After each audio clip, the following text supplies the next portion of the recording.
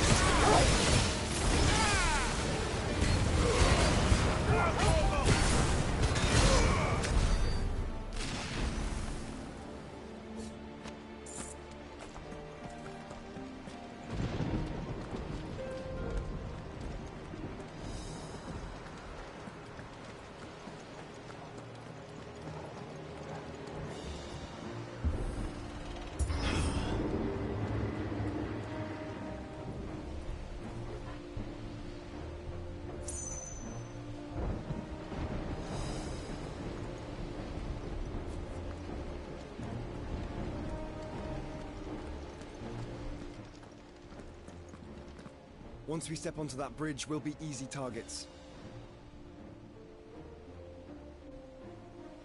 Then we better move quickly.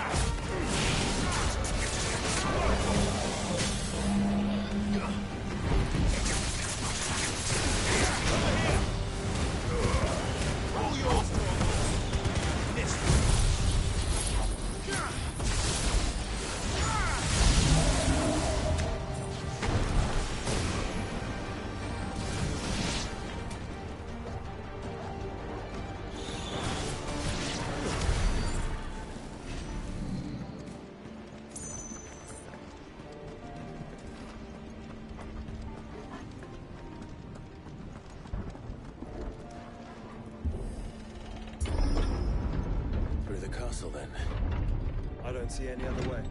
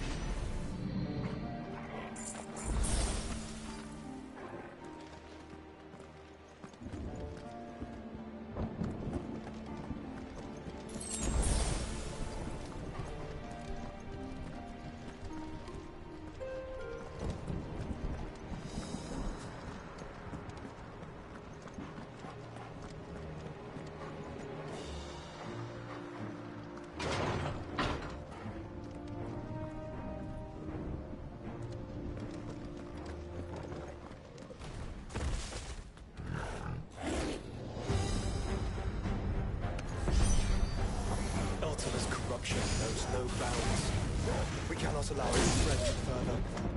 And we won't.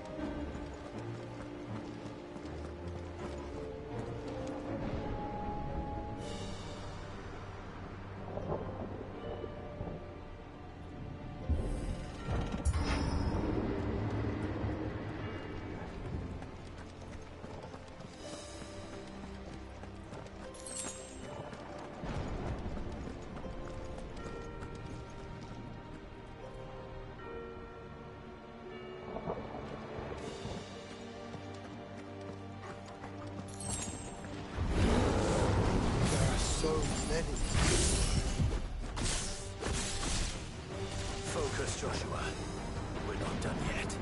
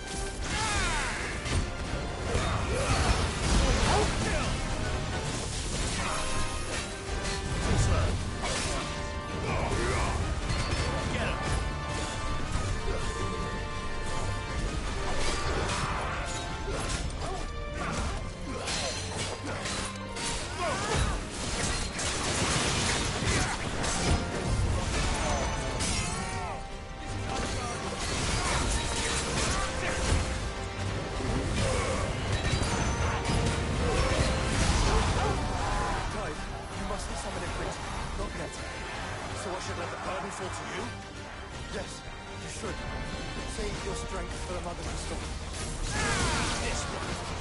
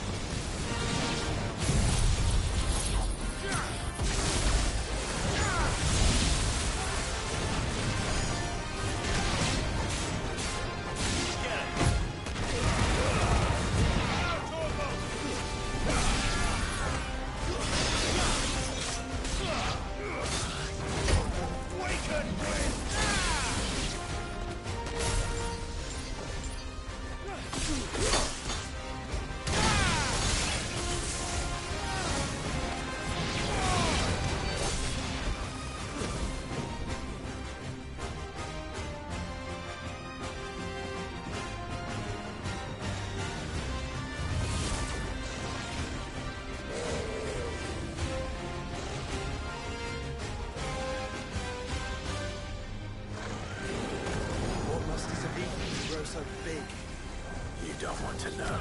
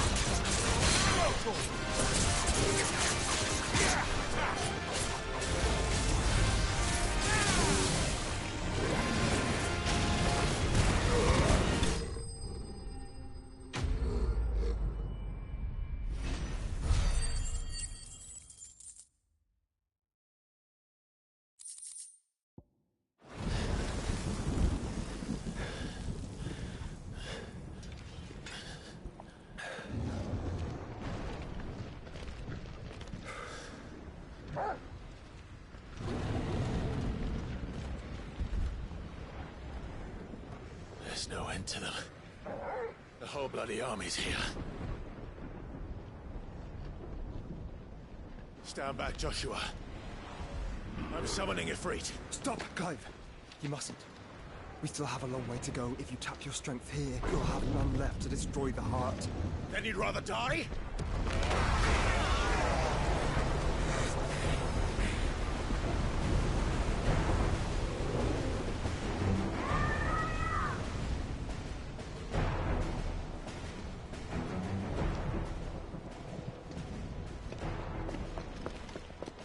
Jill!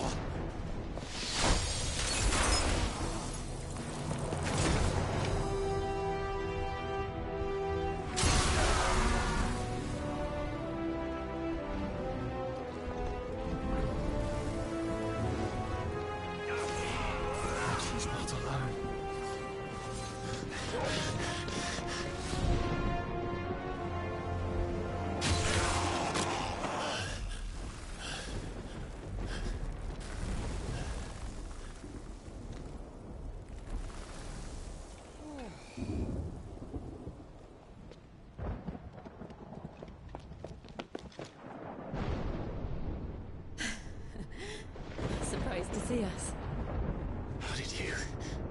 Gav. He told us exactly where you'd be. Even sniffed out a crack in the castle wall. And when we saw the heavens come crashing down, we had no choice but to believe him. It's been quite a day. To what do we owe this honor? A debt I would see repaid. Prince Dion. It's good to see you well. So, this must be Ifrit. Your uncle bade me give you a message. Listen to your heart, and guide your steel true. Your father would expect no less. That is all. Thank you. For everything, Your Highness. Dion, please. You do realize the only thing we've freed so far is this wall from its foundations, right? Now, if your lord and ladyship's quite finished... Well said, Gav. We have work to do.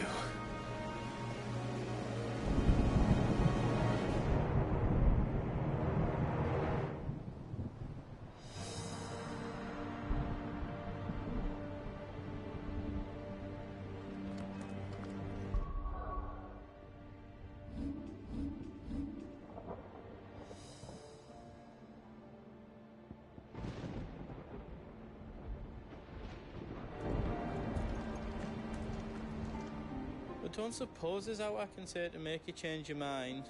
So, Nan won't take kindly to losing her best customer, especially after letting us carry all this stuff all the way to Ash. And we wouldn't want to anger old Nan. You mean, you'll buy some at offers? I've got some good stuff for you.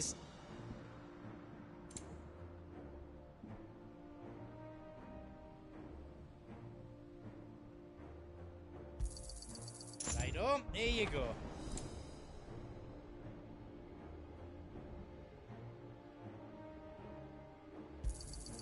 Is there out else you need?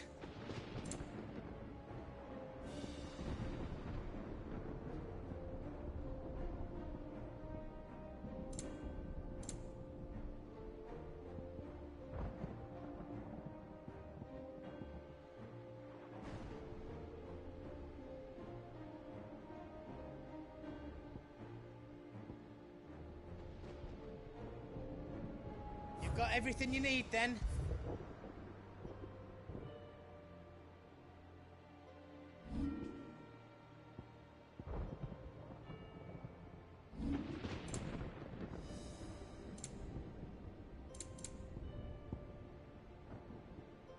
Anything else I can make for you?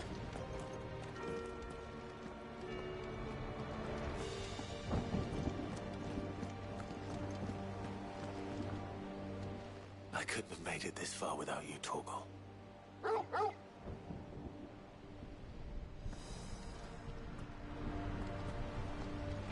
Each parting brings the hope of reunion.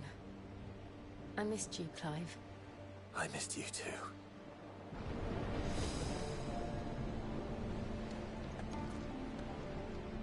If Sid were here today, I reckon he'd be proud of you, Clive. He'd be proud of us all.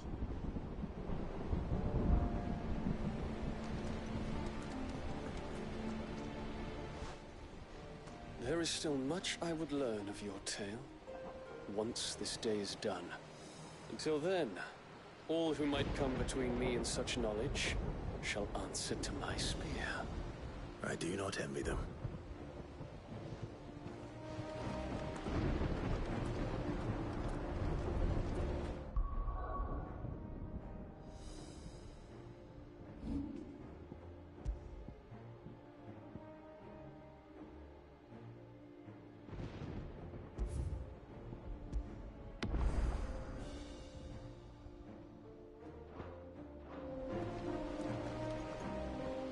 You see, Clive, we're not alone. If we are to win and ours lies beyond. We fought long and hard for this moment. Sid's dream. We need only endure this final trial.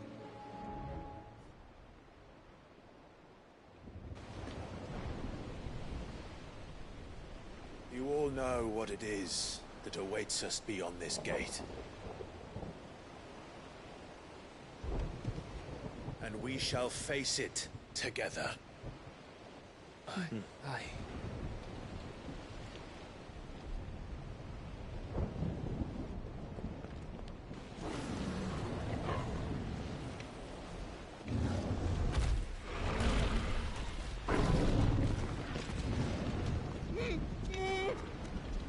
It seems our hosts would rather we remain.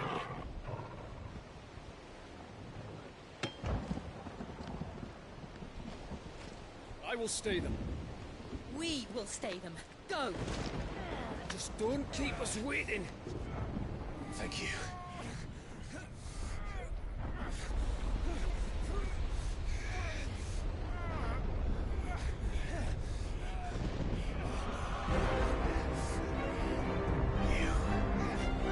Welcome, sons of fire.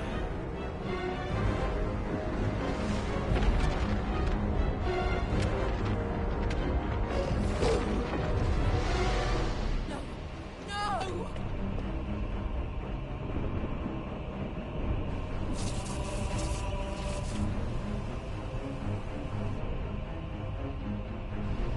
Come back.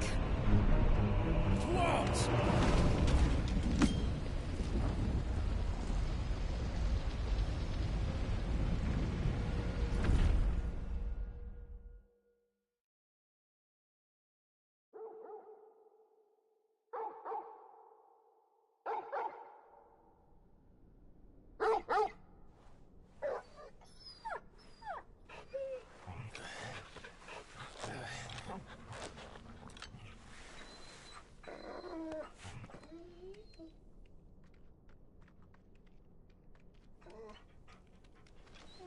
Joshua! Joshua! Wake up! Clive, is that you?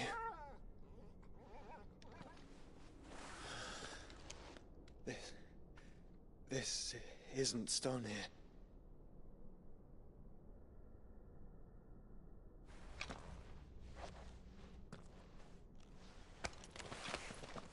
Welcome to our darkness. A rift between worlds wherein your kind might reflect. Show yourself! Grave and many are the sins of man. And we would have you know them. All of them. As fate has seen fit to deliver you home, consider this our welcoming gift.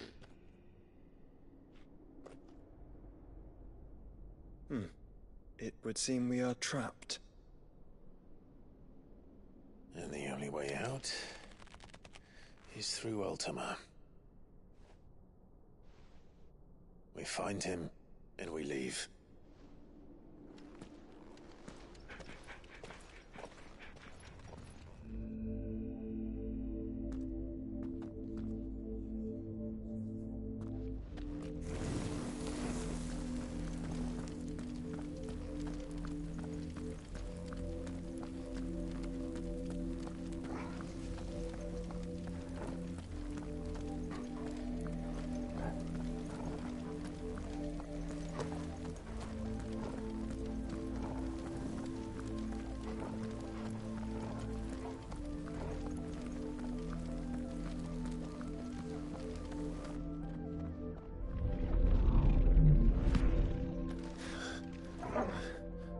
If you are to comprehend the full extent of your transgressions, we must go back to the beginning.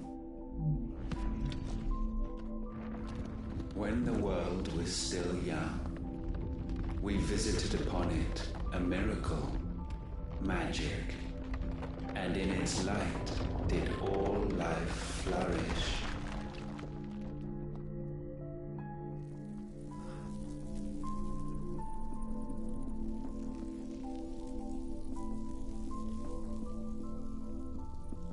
Yet the price for this boon would prove heavy. A pall descended upon the land, painting the horizon black as night. Though we labored to forestall its spread, in this one endeavor we stood powerless. And so we fled, that we might endure, that we might discover a means of salvation.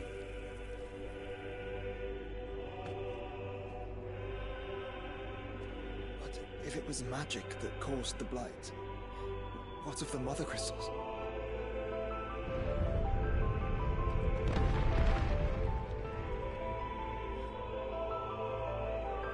I expect he'll tell us soon enough.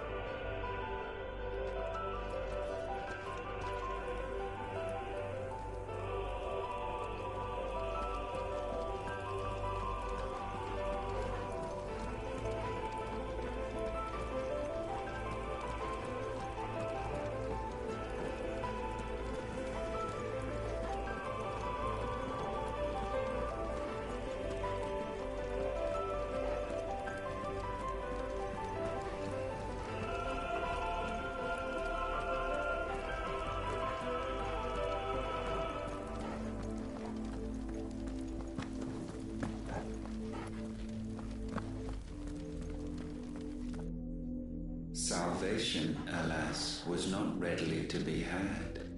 First, we would require a land unvisited by the stain of corruption. An unprecedented journey lay before us, one beyond the limits of our fleshly bodies, and so we cast them off. Thus, stripped to our very spirit, did we find our new paradise. A land as pure as driven snow, Valisthea. There would the true work begin, for the black crept yet behind us. And soon did we arrive at a solution, the illness having spread to every organ. There was but one escape from this fate, to start afresh. With a new world. The one for which Barnabas labored. A paradise free from the blight where his God awaits. And where, if we only forfeit our wills and abandon everything we hold dear, humanity can join him. So, Ultima would have us follow in the footsteps of the king. And follow we shall. For now.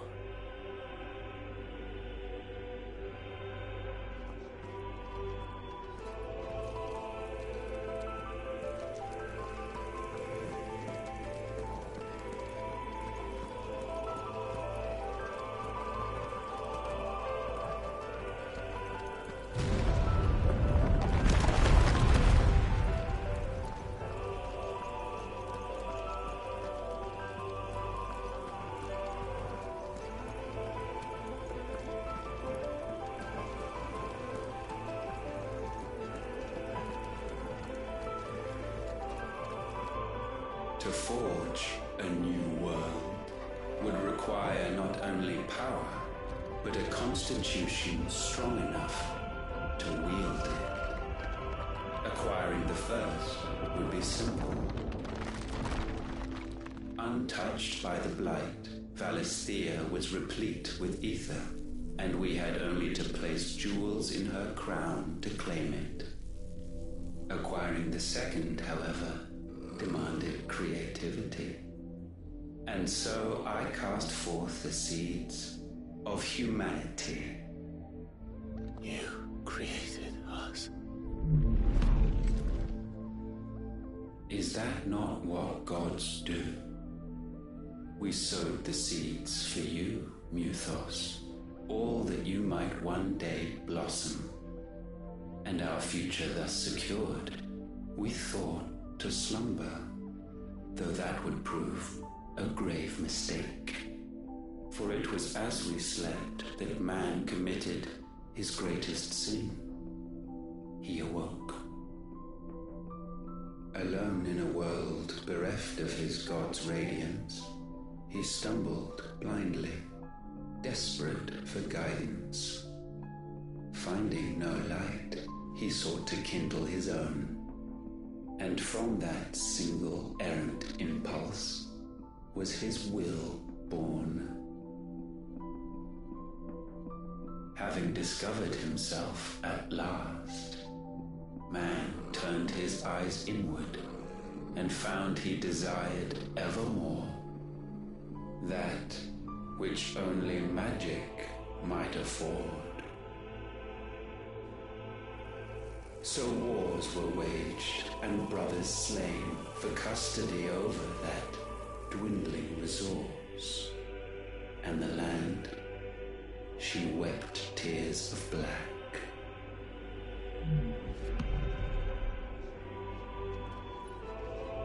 He would condemn us for this. Surely he cannot be so blind to his own hypocrisy. Not blind, just unwilling to admit the truth. But we're one and the same.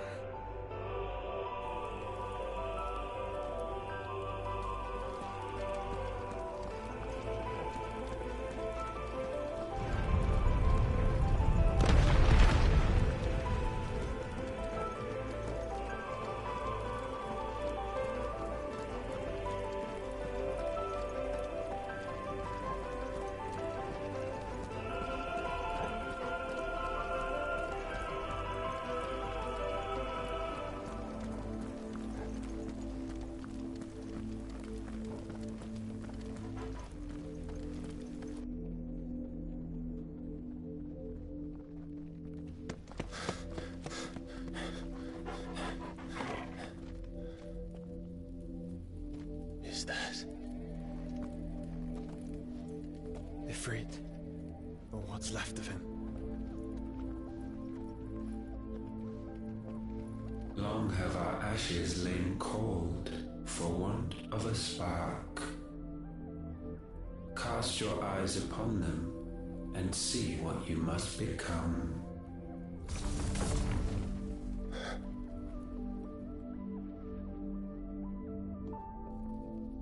Valisthea cannot endure a second claim upon her being. The avarice of man drives her ever closer to destruction, but she may yet be saved by you. It is what you were born to do, why we nursed you and fed you, as your own mother should have. And now that you are fully grown, our Muthos, it is time at last for you to serve your purpose. To right your wrongs. If our sin is wanting to survive, then you are as marked by it as we are. The fault is yours. Our wills were born because you abandoned us. And now, you would have us forfeit them. All for a place in your new paradise.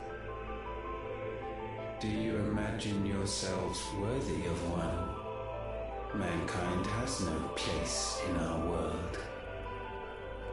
Is this truly so difficult to comprehend? We only ever require you, Muthos, when the time comes to bid this wretched realm farewell. None shall follow, none shall remain. What do you mean, none? This is our world. Once the land's rebirth is complete, humanity will have served its purpose. Why would we continue to suffer that which has caused us so much vexation? Because the land doesn't belong to you. It belongs to us all!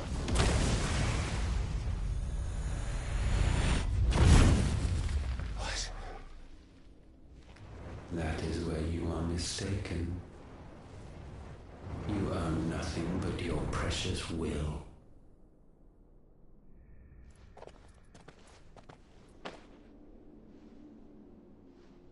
Brother.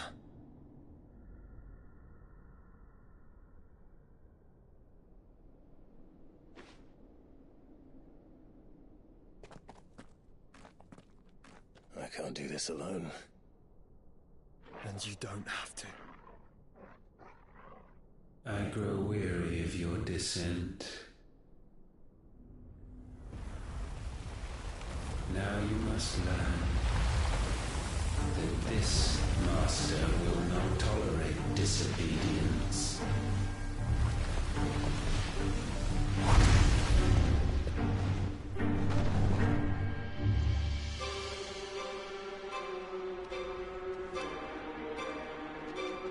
My friends, my family.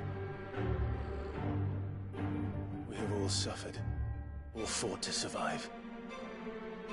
This world may be flawed. It may be broken. But it's all we have. And if we can't share it, I see only one other choice. You have to go. You may have created us, Ultima. But it's time we lived on our own terms. This isn't your world anymore.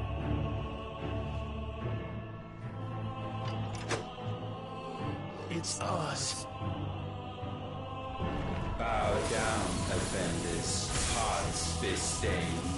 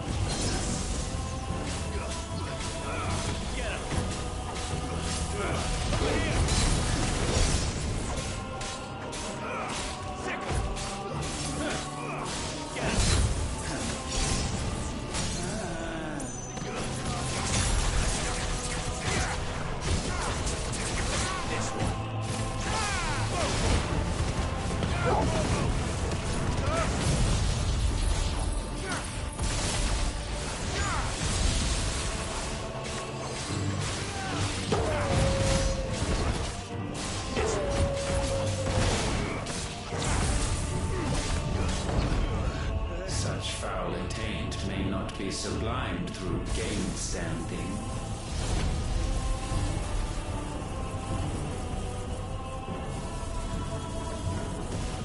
Only with heads hung low is penance paid. O wretched mortals, incapable even of contrition, in fitting season shall we reap our harvest.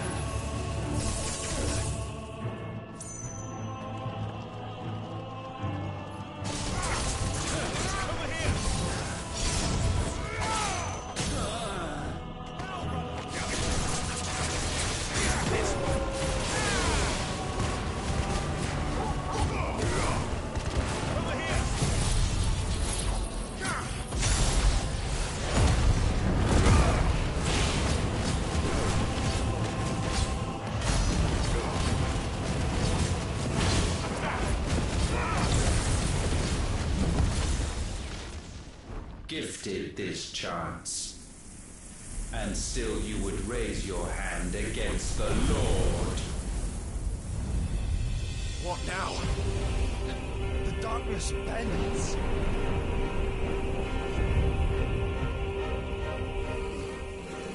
He means to end us. It wouldn't be the first time. But let's make it his last. Your fate is inexorable. Surrender the vessel unto the darkness. Surrender it unto us. Yield the void.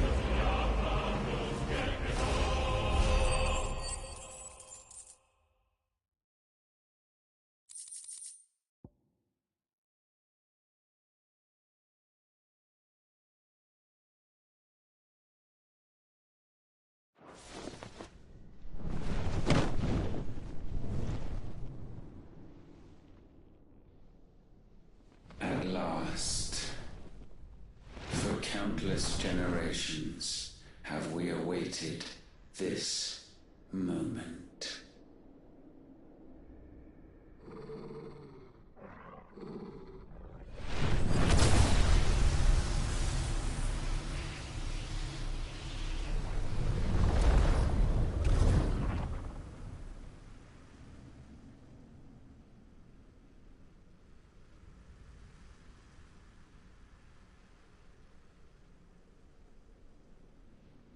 Your struggles have made you strong, yet your soul remains heavy with sin.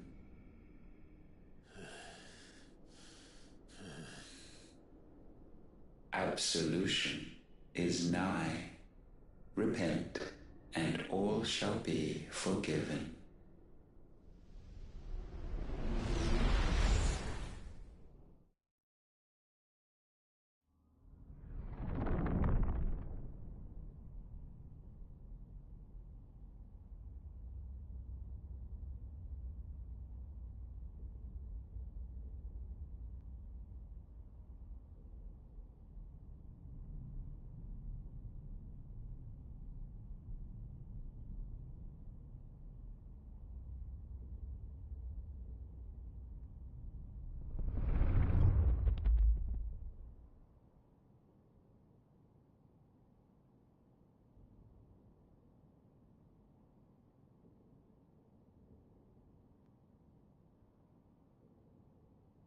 Tell me, Clive, how many lives have you saved since taking my name?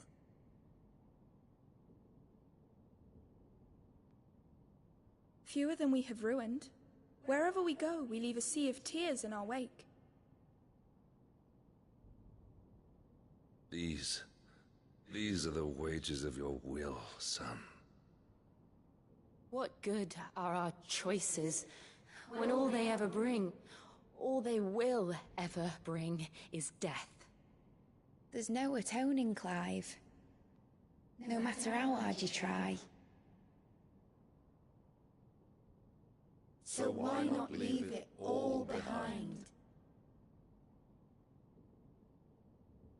Leave it all behind.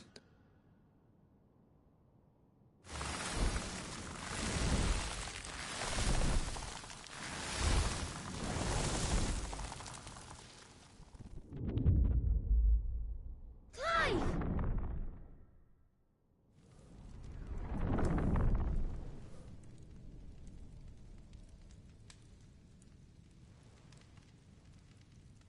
Please, won't somebody save me? Won't anybody love me? Ayun, yet still she is not mine. Have I not given enough? From will is born desire, and it is this which consumes you, rendering you incomplete. Do you not see how the world bends and warps under the weight of your hungering hearts?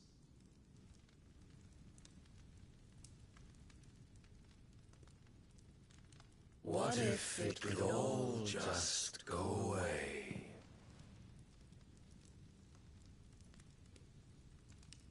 Just go away.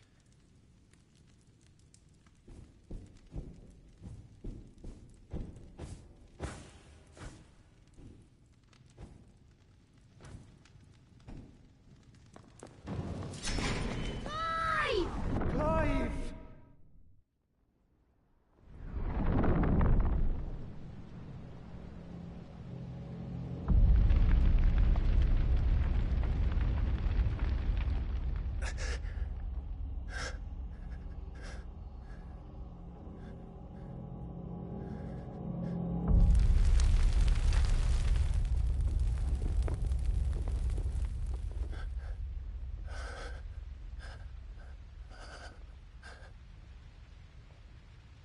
None of this is real.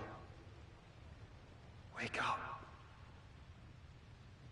It's time to go home, Clive.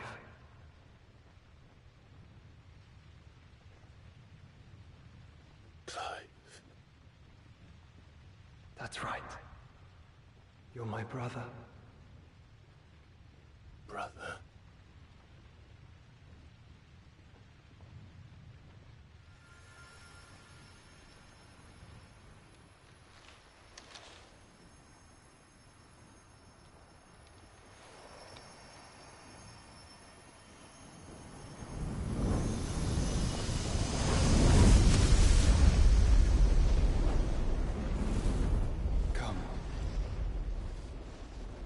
Remember who you are. Clive.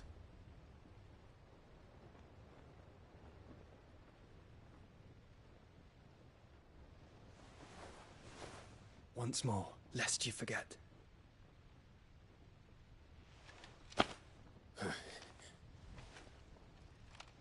My name is Clive. Clive Rossfield. Look, Ultima.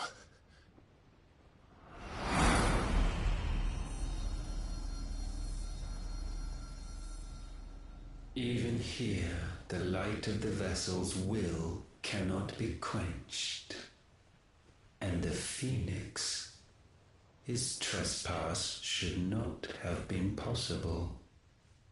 Not possible unless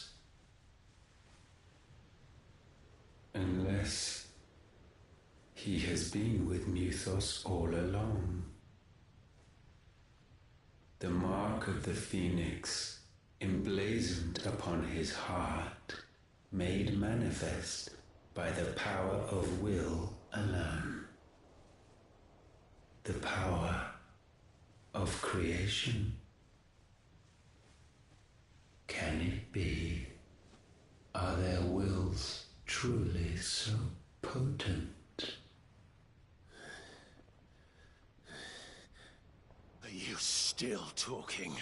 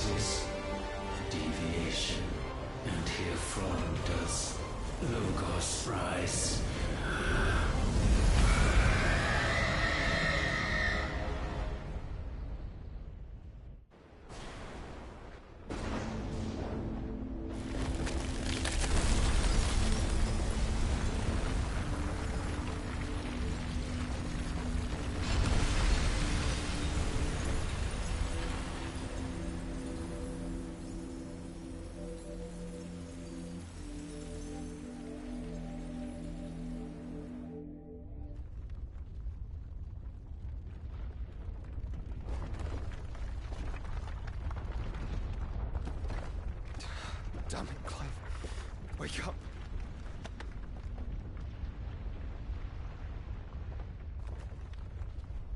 That. Sorry to wake you, but I think it may be time to leave. This place.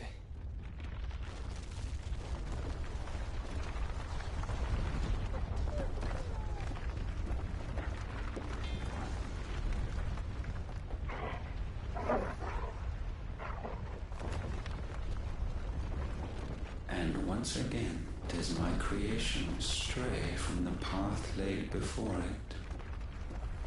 Steeped in conceit, you fancy yourself a god. You embrace Logos. But we will put an end to this hubris. What are you talking about?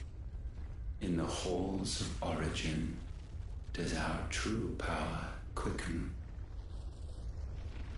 And there shall you be made complete. Soon, Mythos, soon you will discover how little you know of suffering.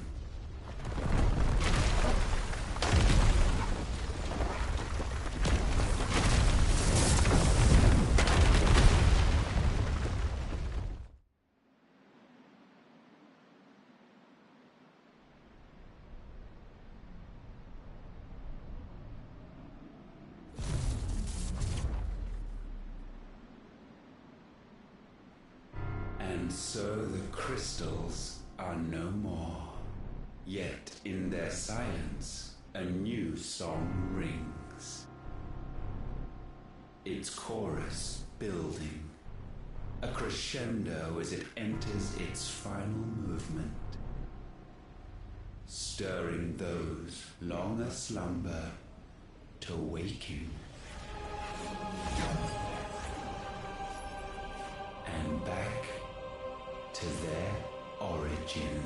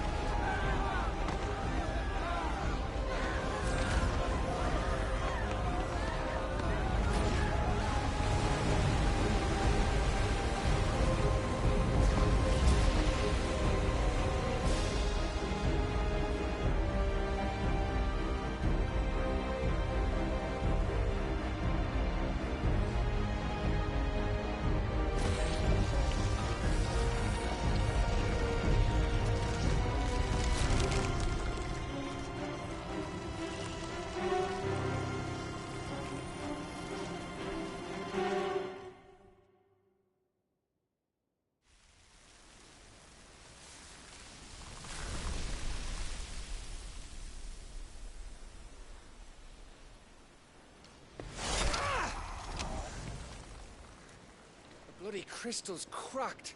So where the hell are they?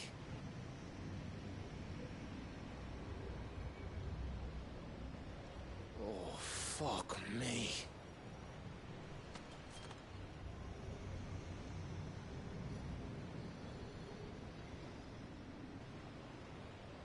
Is that ether?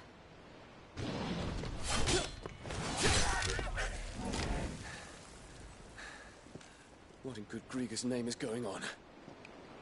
This is wrong.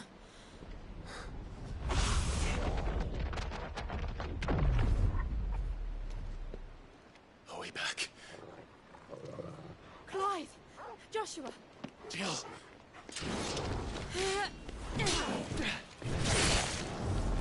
Is everyone all right? We're fine. What happened? Too much to explain here. Mate! We're leaving! Now! Everyone, fall back to the ship!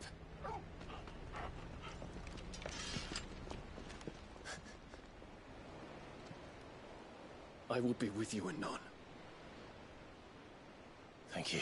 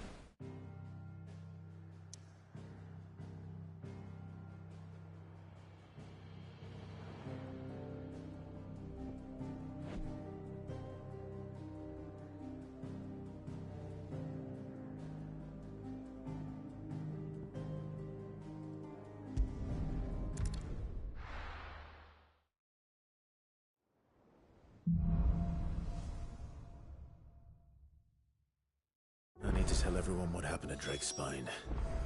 And I'm going to need Otto's help.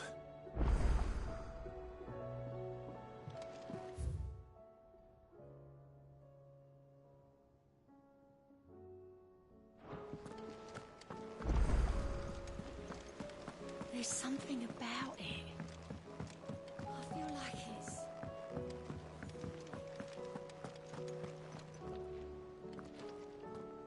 Still alive, I see. Something tells me that I saw on the horizon is your doing. How'd you manage that? It's a long story. One that I'd rather only tell once. Right. All hands on deck, then.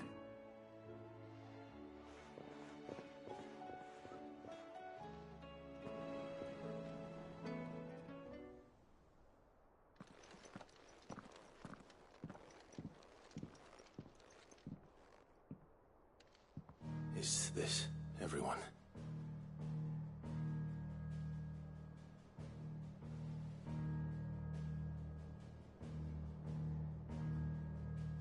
As I'm sure you've all guessed, the crystal which now commands the eastern skies was summoned by Ultima.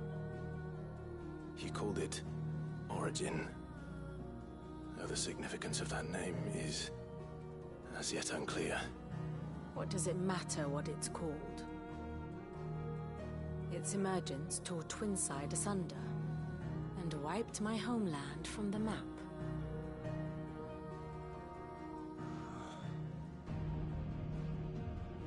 Mention of the Dominion spires can be found in the oldest of Varisthian records. But to the best of my knowledge, none provide any hint as to their true nature. That they would prove the horns of some slumbering demon. Well, the Dominion's demise was at least quick. Elsewhere, the Republican army cannot hope to contain the chaos engulfing Randalar. Canberra is in flames, and the Empire. Our allies are crying out for answers. I've sent the Cursebreakers to give them what assurances we can, but right now that amounts to fuck all. They wouldn't be able to stop what the skies have started in any case. People here and across the realm grow sicker with every passing day. Could it be that this new Mother Crystal is like the others? That it draws upon the land's ether? It certainly looked that way from stone here. If that were true, it would explain the hastening spread of the Blight since the crystal's appearance. Would it not? And as the land's ether slowly rises to the surface, it pools, corrupting all who cannot channel its energies. Archay above, ether floods below, and in the middle, here we languish, hopelessly entrapped.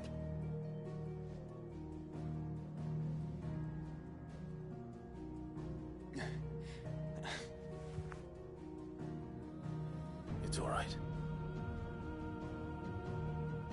When we faced him at Stone here, Ultima told us his true power quickens in the halls of Origin. Needless to say, we cannot allow that to continue. If we are to stop him, we will have to find a way into the crystal. How are we going to manage that then? It's up in the sky. And fast as she is, the Enterprise can't fly.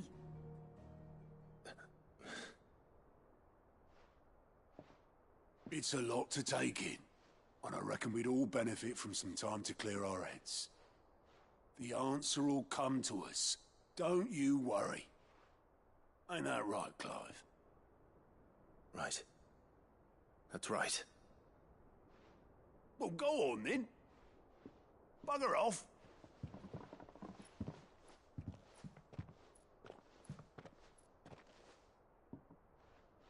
Same goes for you, Clive. You won't solve anything like this. Trust me. Go and get some fresh air, eh?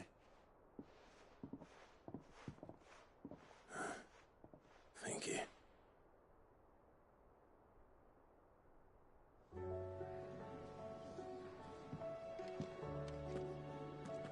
Joshua seemed upset.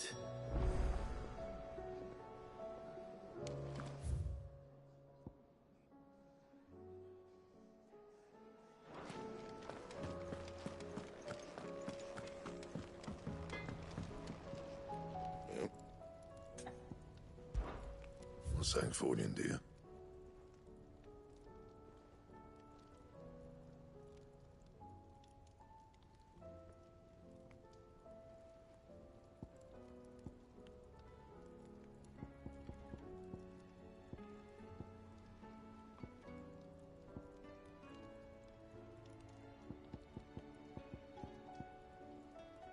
Anything else?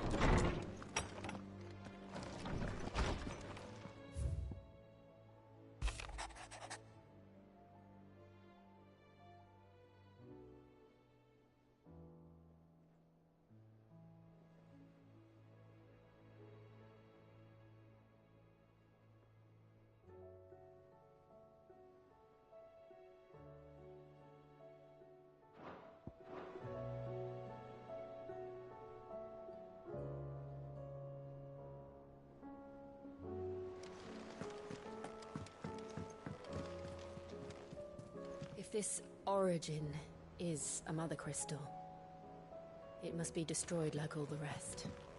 We've come too far to give up now.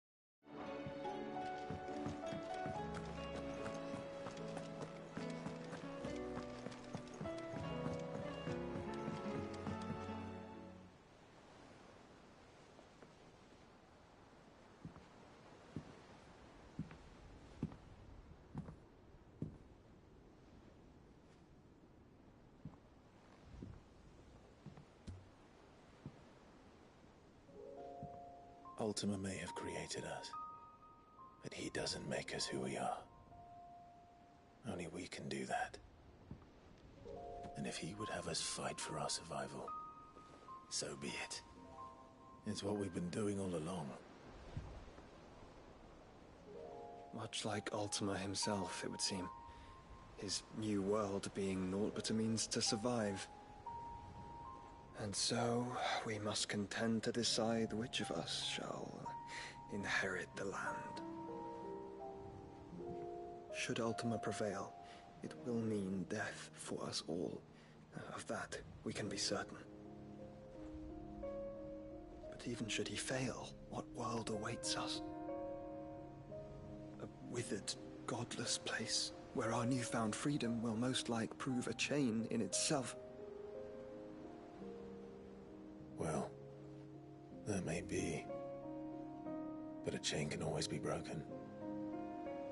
As long as one has the will to break it. It won't be easy.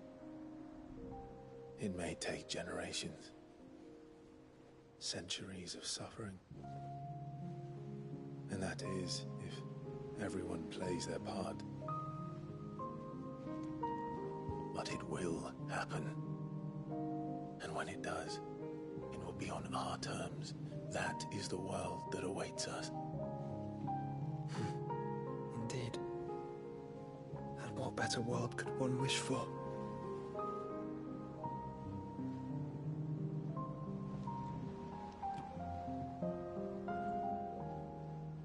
But first, we have to reach that crystal. Then it's a good thing I have wings. You can barely stand, let alone fly.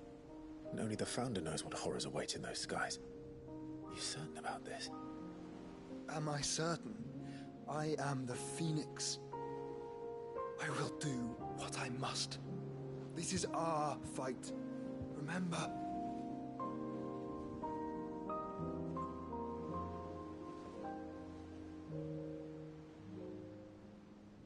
All right. I yield. But only what you must, yes? I am still your sworn shield. That you are. And what of my wings? Lest you forget, you go to stand against a god.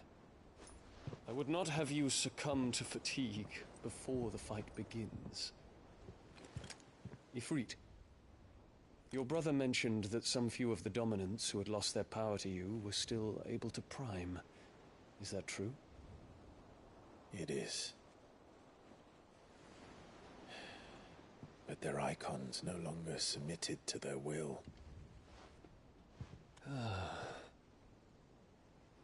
Then mine will have to be stronger. That you both might save your strength for the battle to come. You don't have to do this. If you do, there's a chance you might lose all you have left. And what have I but regret? My life ended in the Dominion. I fear death no more. Besides, I would have words with Ultima. He has much to answer for.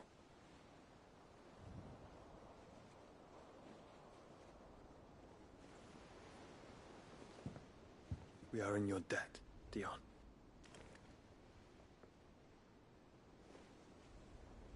We can speak of debts when this is over.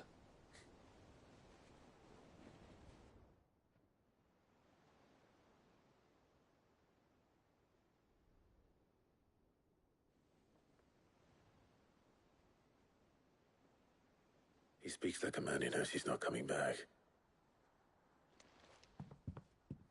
And has come to terms with that. That doesn't mean that we have to, does it, Clive? Time to talk to Jill. I only hope she understands.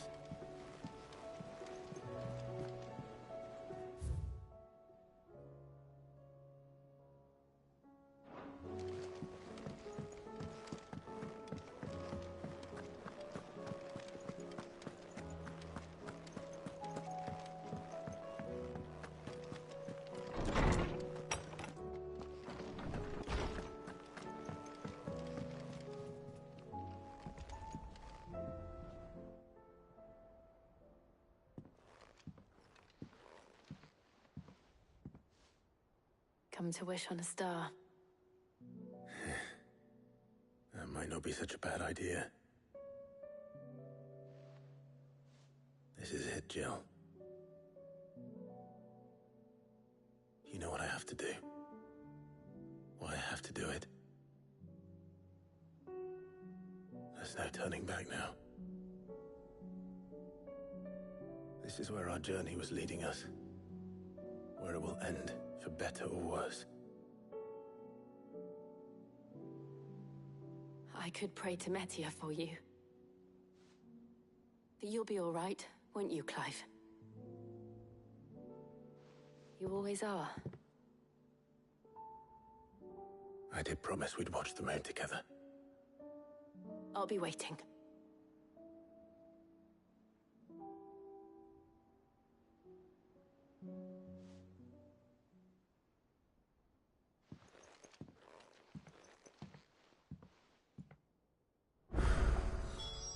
It's almost time. Better make sure I haven't forgotten anything.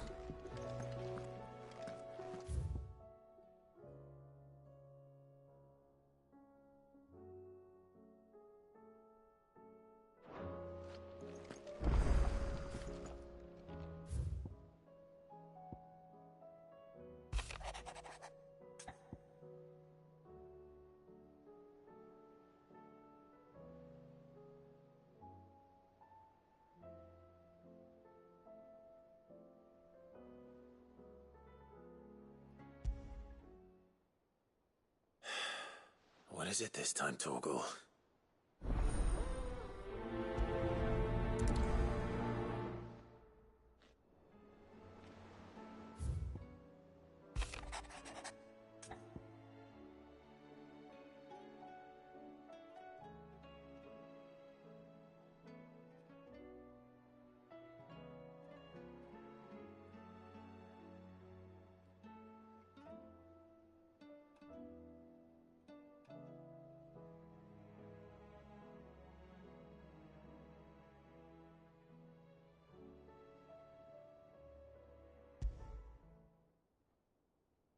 Something tells me this is no mere adventure story.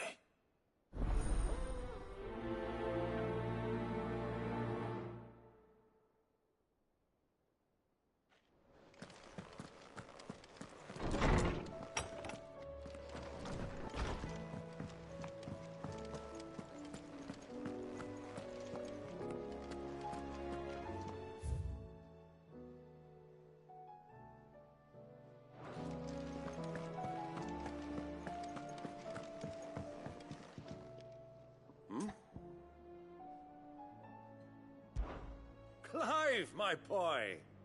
Rutherford informs me that we owe you our thanks. Hadn't intended for you to get involved, but such are the times we live in, huh? I would have done the same for anyone else. You're far too modest, Clive. You'd make a terrible nobleman. But tell me, is the realm truly in as dire a state as Rutherford suggests? From what little I saw, you were right to be worried. I suppose I should have expected the worst. But I was rather hoping the great and good of the realm might have things a little more under control. Alas, it seems that firm leadership is in short supply these days, and without it, the people are bound to lose their way. We must move quickly. But where do we start? True, the challenges that face us are many.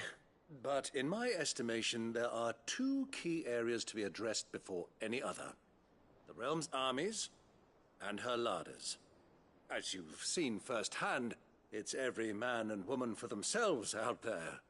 Certain cities have banded together to try and maintain some semblance of order, yes, but such cases are few and far between. And yet, the only remedy for the chaos that faces us is unity. A unity that transcends even the borders laid down by our ancestors. In short, if Storm does not step... But how would one even begin to unite the realm? The armies, my boy. As I told you already, we begin by restoring order among the ranks of those sworn to maintain it. Sadly, I doubt I could convince even the lowliest gaggle of privates to dig a latrine together. But I do know someone the High Commanders have been known to listen to on occasion. Field Marshal Eugen Havel. I thought he was retired. He was, until an Akashic army tore through Randalar and killed most of the rank and file. There is no man alive, and as luck would have it, I've already spoken with him on the matter. Of course you have. And he's agreed to help. On one condition. Havel has always been a man of frustratingly rigid principle, and he has certain qualms about clasping arms with... I extolled your many virtues as best I could, of course, but the old goat was adamant that he be allowed to appraise you. You don't mind, do you, my boy? Of course not. As long as chaos reigns, we will never build a better world. And if the Field Marshal wishes to speak with me in person... That's the... I'll leave for Randalar. Would you send a Stolas? Of course. Rutherford is already in the Dalmekian capital. I'll have him tell Havel to expect you forth. Excellent. No. Thank you, Clark.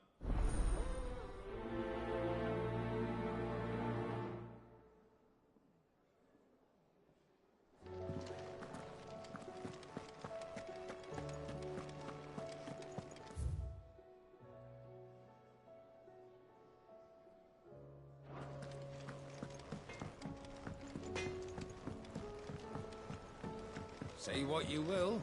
Lady Karen Seymour's...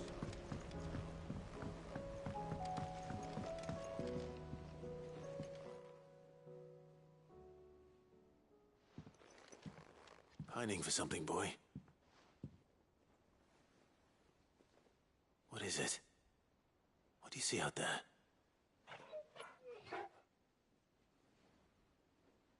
I never did ask where you got that anklet of yours. From Sid, that's where. On the day he brought him home. That long ago?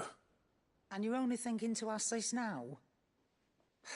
Sid saw that the pup had a habit of gnawing on his leg, since you ask. Clap that there iron on him to keep him from doing it. What was wrong, boy?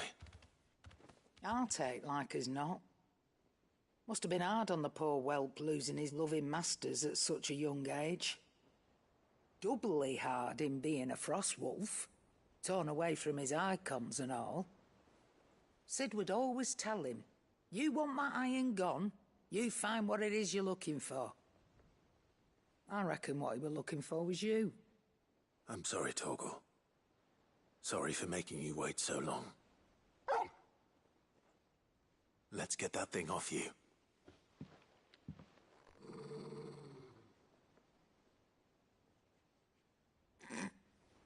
Doesn't sound like he wants it off. Indeed. You miss Sid as much as the rest of us, don't you?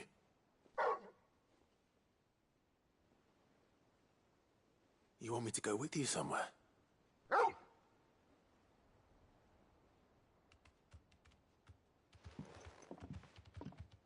Quick, aren't you? Glad you've been paying attention. Not nearly as much as you have, Lady Karen. Aye, good thing and all. It's not like Gav would have kept him in nuts and rubbed his belly these past 10 summers. Your kindness is appreciated. You've been a good friend to him. Only because he doesn't talk back like the rest of you. Go on now.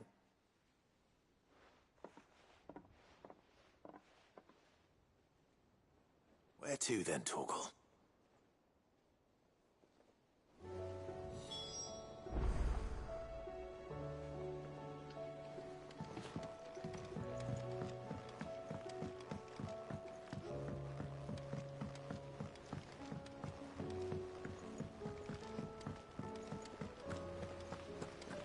What do you think happened to Miss Middledon?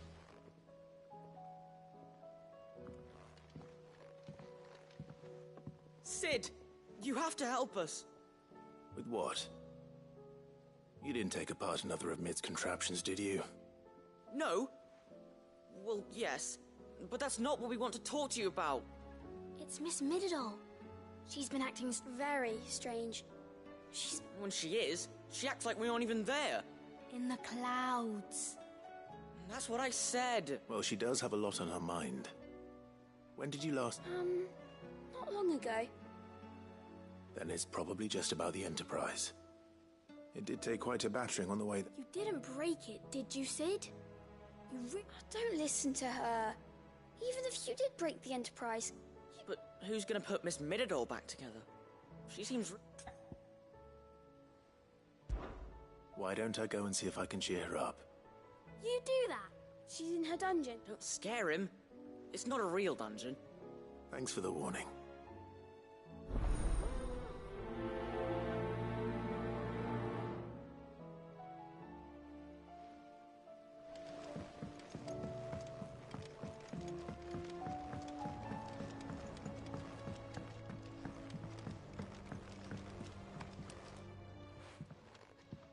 Mid, if you have a... That's it! I knew it! The answer was right here under my arse all along! If this doesn't steer to the skies, nothing will. To the skies? You aren't trying to give the Enterprise wings, are you? What else would I be doing? The children seem to think you're avoiding them. Is this really so important that you need to shut yourself away from everyone? The Enterprise is already the fastest ship in the realm. But what if she weren't bound to the waves? What if she weren't bound to anything at all? It's not fair. The gods get the skies all to themselves, so the Fallen had their chance. But they relied too much on magic. And see where that got them? But not me. I've discovered how to do it without.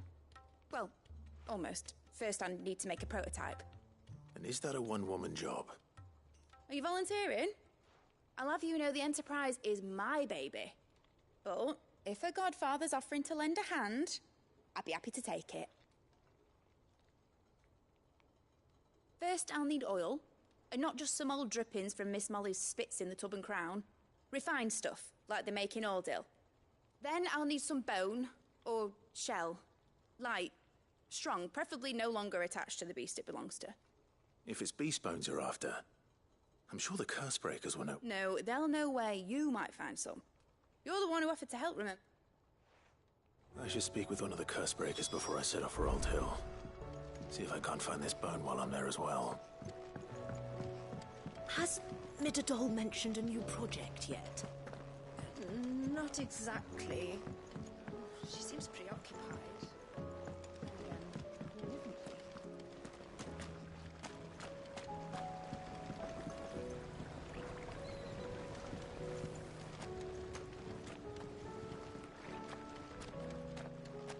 I will not let them be forgotten. Sid, may I? Of course. It is an honor to finally speak with you. My name is Herman. I've been with the Cursebreak. I wish to be deployed to Ash. No. The lands... I will not send good men and women to risk their lives. Why would you want to go back? I need to retrieve something. I was raised in an orphanage. Or rather, it was not a place of nurture. It existed solely to turn bearer children. We were tortured until we feared no pain, and few ever survived long enough to become tools. I can't imagine. I lost so many. But they must be remembered. They cannot fade away. The Institute was run with military precision. Every child measured. Sid, allow me to... You were a good friend, Herman. But the fact remains that Ash is simply too dangerous. Sid, please. Too dangerous for you, Herman. I'll go to Bad Bach and find the registry. You will? I won't let you risk your life. I don't know how to thank... You can start by telling me where I'll find this orphanage. Vie de Grace. Hidden in a forest. All right. May the mothers guide you.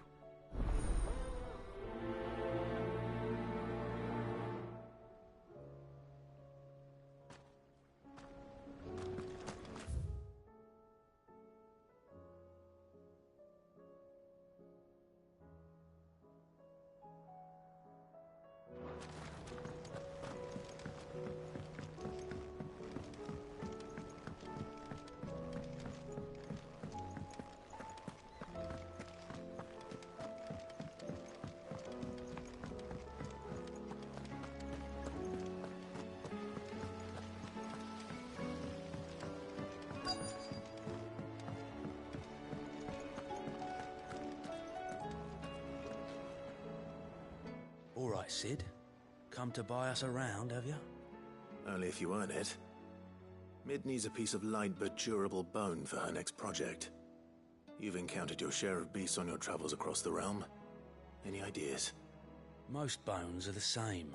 Whack 'em hard enough and they'll break. If it's durability you're looking for, shell will serve you better. You know what an adamantus is? I do. And I know... Will any old adamantus do? Well, with shells, the older the harder. There's a rumour of an ancient adamantus down in Carava, near all... But don't expect to make quick work of the bastard. I'll keep that in mind.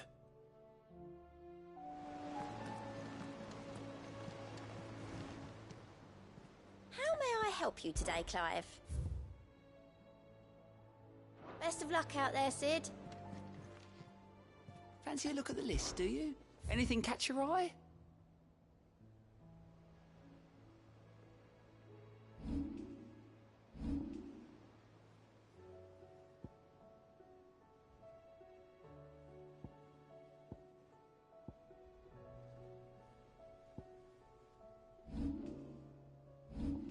Seen enough?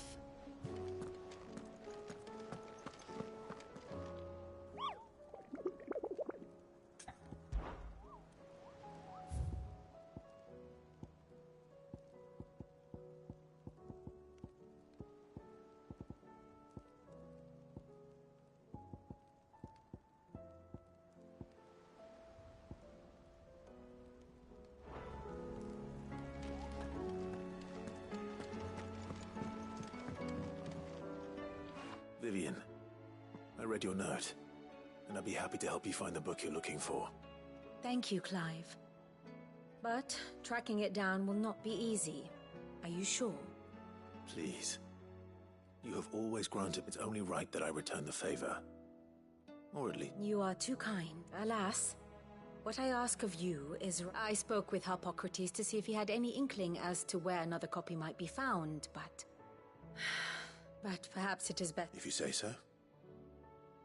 Forgive me, Clive, for asking this of you. But this book, it set me on the path to becoming who I am today.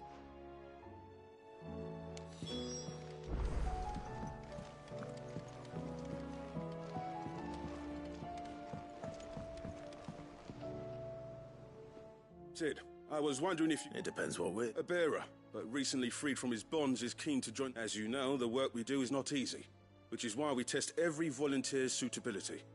I was hoping you could... I don't mind, but... Why? Because he wants to be a scout. Our ranks are filled with men and women capable of breaking chains and putting slavers to the sword. But scouting, we're few with the nose for that, which is why we still rely so heavily on Gav. And since he accompanies you on so many of your missions, I thought you might be better placed to recognize the traits in him that we should look for in those who'd fill his boots. Sounds reasonable. So you're happy to oversee the boys' test, then? One can never have too many scouts. Truer words, Sid. I'll let the initiate know that you'll be attending his trial, and that he is to proceed directly to Northreach in... No time like the present, eh? No time like the present. I'll await you there.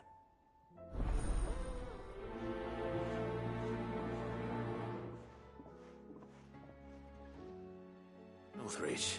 I don't suppose they could have chosen somewhere closer.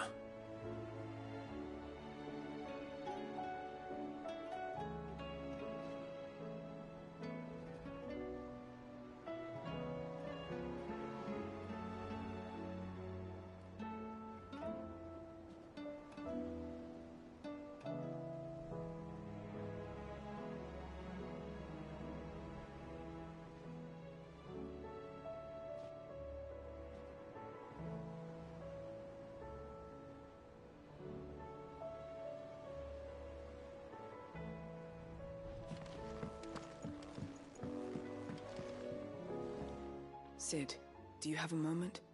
By all means. It's my old master. Seems there's no escaping her. She found some way to send me a letter. And something else. Records from a Waluda prison. Seems they were keeping a lot of bearers there. How did she come by such a thing? Finding bearers always was her strong point. And it seems the cells of Balmung Dark are full of them. Foreign captives, the masterless. Bearers no one would miss. And even better for her, bearers with no one to look after them. When ether started lapping at the walls, the jailers fled. Leaving the bearers to be liberated by whoever happened to come along next. Sid, I'd like to believe that I've earned your trust by now. And while I'm well aware that you've forbidden Cursebreakers from traveling to Waloed, I can't let those bearers die in their cells. I'd rather risk shipwreck on the Shadow Coast than leave them to starve. We'll be needing the Enterprise if we're going to navigate the Narrow. Does that mean... I'm making an exception, but we travel together. And we stay no longer than we have to. Ash is an inhospitable place at the best of times. We save as many as we can, and we leave. Thank you, Sid. There, Chadwick. Another of my former master's protégés. I gifted the thought of him held captive in that place.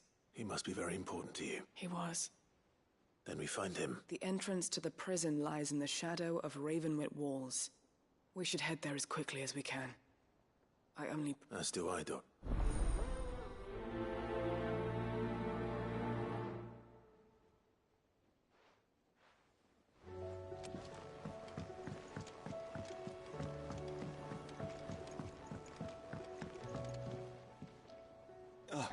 Clive. Joshua, what's wrong? And don't say nothing.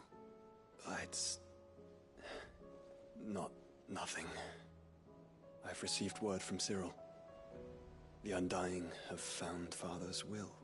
Or something akin to it. His will? How? Where? In the crypt, beneath Rosalith Castle. After Kupka was kind enough to drive out the Imperials, the Undying took the opportunity to recover what relics of the Duchy yet remained. And in the process of doing so, they found a letter from Father. I'm surprised anything survived down there. Cyril asked that I join him in Tabor at my convenience. I have been meaning to go, but... would you join me? Of course. I want to know what's in that letter as much as you do. Very well. I am ready to leave when you are.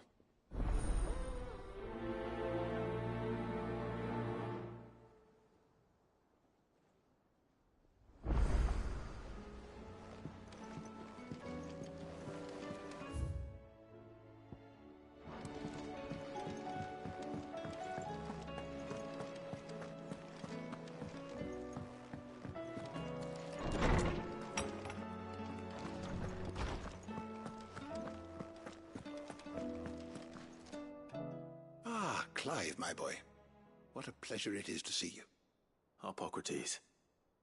I've been charged with locating a book called From a... And you seek a rare gem indeed. One whose name I had not thought to hear from your lips. You've been talking to... Right as always. But she didn't seem keen to tell me very much. I take it she didn't like... And yet I gather it did naught to... Clive... If the young professor has tasked you with obtaining a copy, I fear she asks the impossible. The executors would not allow it. The executors? Coveters of secrets. A clandestine organization committed to the collection and intenebration of forbidden texts and technologies. One such text being the tome Vivian seeks, chronicling as it does the true history of the enslavement of bearers. A tale which could overturn the established order were it ever to become widely known. Or, so rumor has it. I've never actually read the thing, or even set eyes on it for that matter. How is it that I haven't heard of this organization? Why, secrecy is the executor's watchword. They lurk in the shadows, emerging only to seize that which must be seized. Be it books, inventions, or people, before disappearing again, leaving nary a trace. Which would explain why Vivian's copy was snatched from her grasp not long after she found it. By the hand of the executors, yes. But what drives them? Self-interest or ideology? Fine question.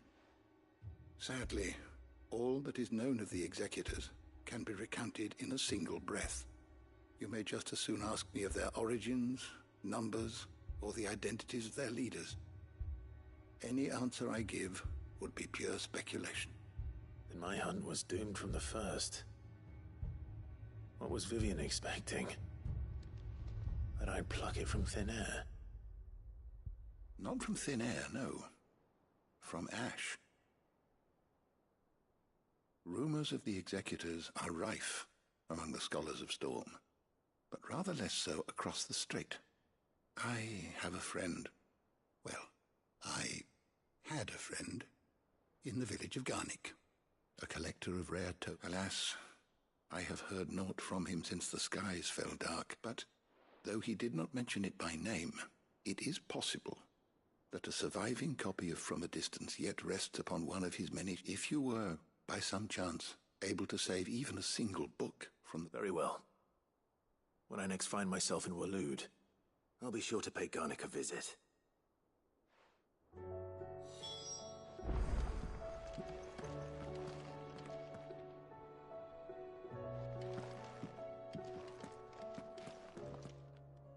Knowledge hoarded is knowledge lost. I have compiled some new entries, if you would like to see them.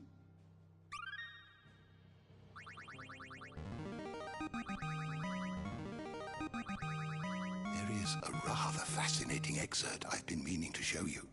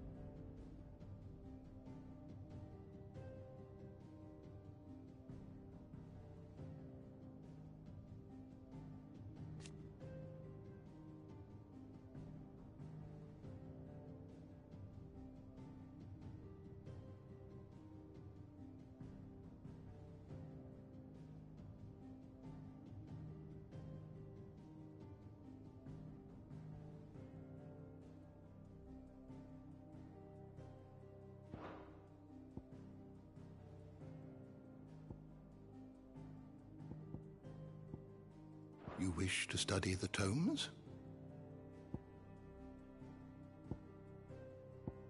Did you learn everything you needed?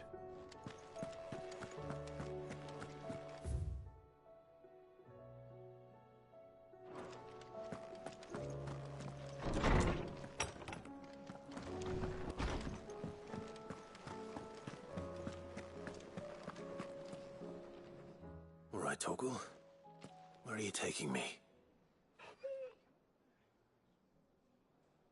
I'm going to need a little bit more than that, boy. Do you have a better hint for me? Unless... you've already given me one. Back on the rear deck, you were looking west, toward Rosaria.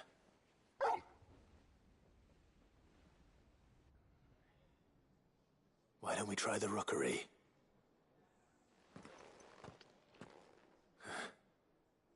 I haven't been to the island in almost 20 years. To Port Isolde, then. Fingers crossed the old mooring is still there.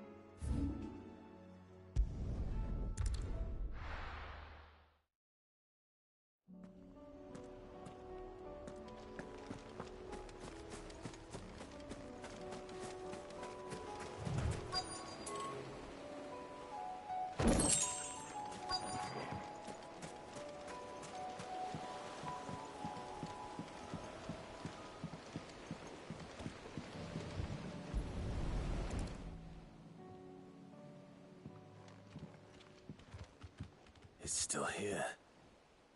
After all these years. A lot smaller than I remember.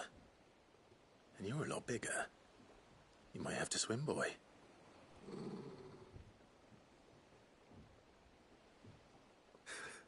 I wasn't being serious. You two go on without me. I doubt that boat will hold a third. If you're sure, we won't be long. Hop in, boy.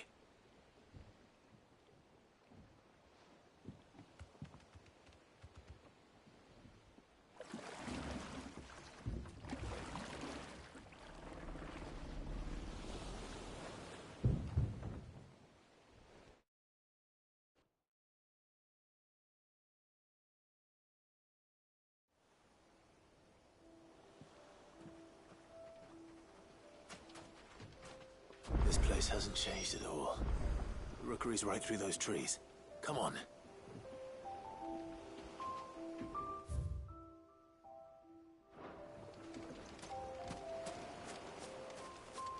Race you there? I bet I could still beat you.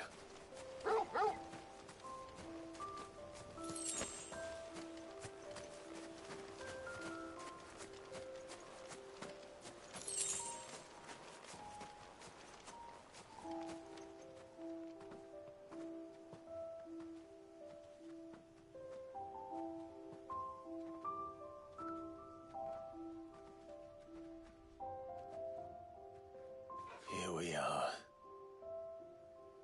This was our hideaway. Wasn't it, Torgal?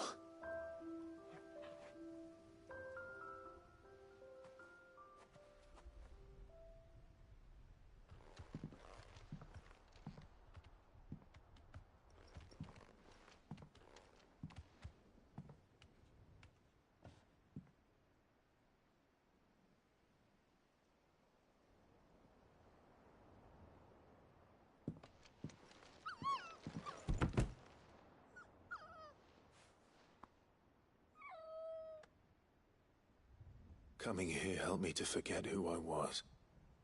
Or wasn't. Prince, shield. Son his mother could love. Had I been any one of those things? Perhaps.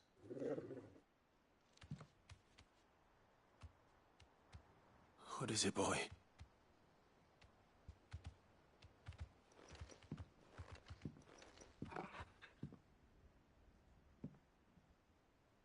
This is all from the castle. And Phoenix Gate. Did you bring these here? My sparring sword.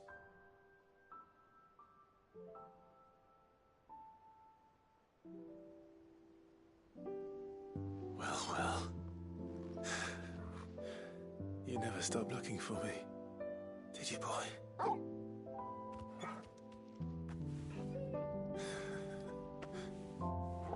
Thank you, Torgal, for never giving up,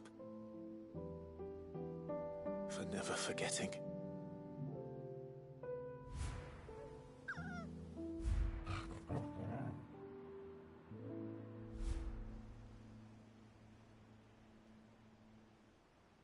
Let's take this with us, shall we?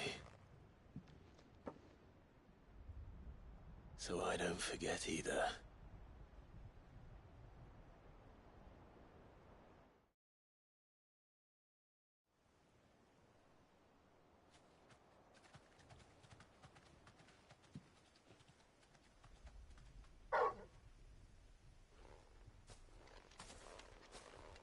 That's not the way back to the boat, Torgal.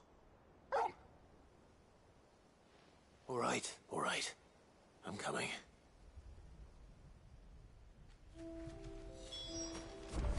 I think I know where we're going.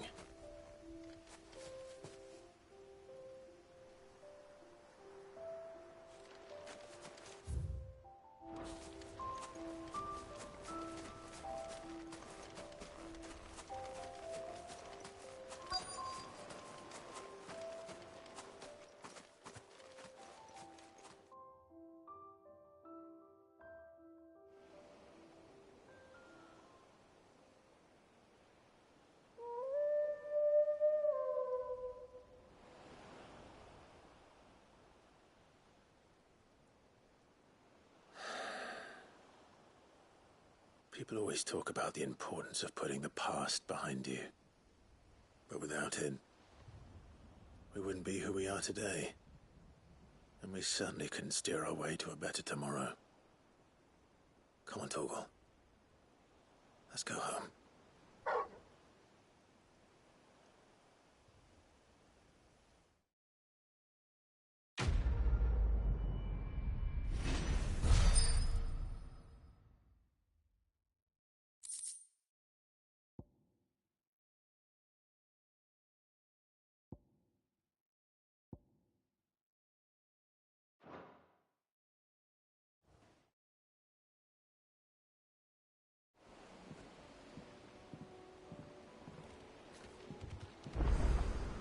Sorry for the wait.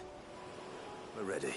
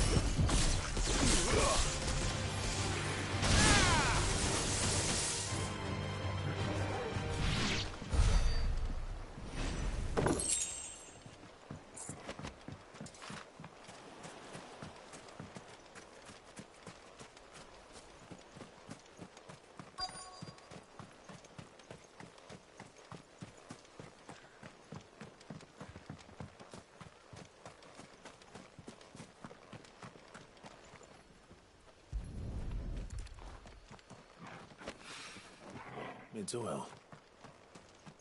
After what happened here, it's a miracle there was any left at all.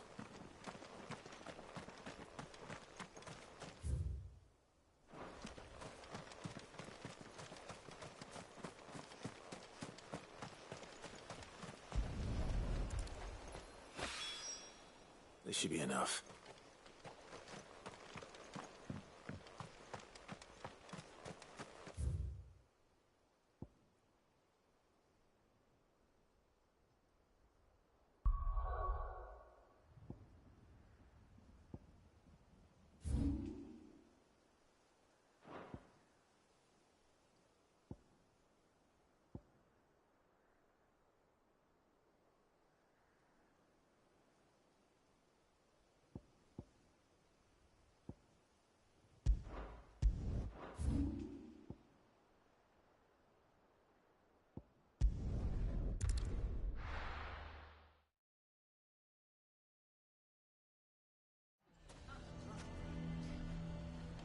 Why the hell would Victor take the bear?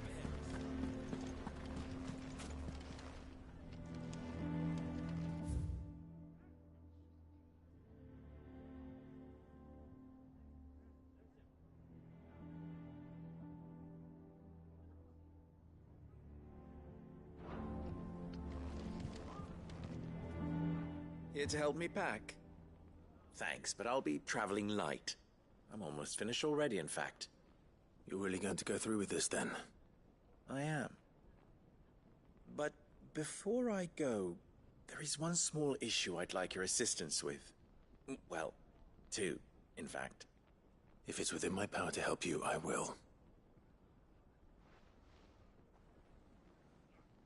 It's the children. I refuse to let them share in my disgrace. And if I leave them here, they surely will. Our friendship would see them ostracized forever. But I can't take them with me either. I can think of only one place where they are certain to be safe and provided for and loved. The Hideaway. Of course. The children would be more than welcome. Thank you, Clive. I will not forget this. Lubor, are you still here? What is it, Ferda? You look pale. There's been a flood in the Velcroy, a damn big one. The League of Outlaws encampment was completely submerged in ether. What? Every last one of the bastards has turned. And they're headed this way. Bandits are one thing, but Akashic bandits are quite another. The town guard won't stand it. We need to evacuate. There's no time to lose. Ferda, gather the men. The Akashic may strike at any moment. We must make ready to cover the townspeople's... Well, what are you waiting for? Yes, my lord. Clive, change of plan. The children stay with me for now. I need you to find Conrad and Natalie. Tell them to prepare for a full and immediate evacuation. Understood. I'll do what I can to convince everyone else. Wish me luck.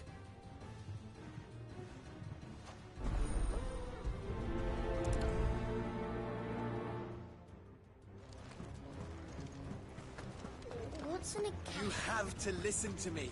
They're coming. Why do they always have to make such a fuss outside?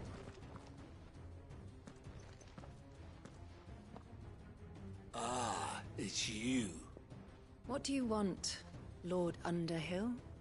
To pass on an important message. There's been an ether flood out in the Velcroy. The camp where the so-called League of Outlaws were gathering has been swallowed. They're no longer just bandits. They're Akashic now, and they could be here at any moment. You need to begin preparing for a full-scale evacuation right away. Oh, do we?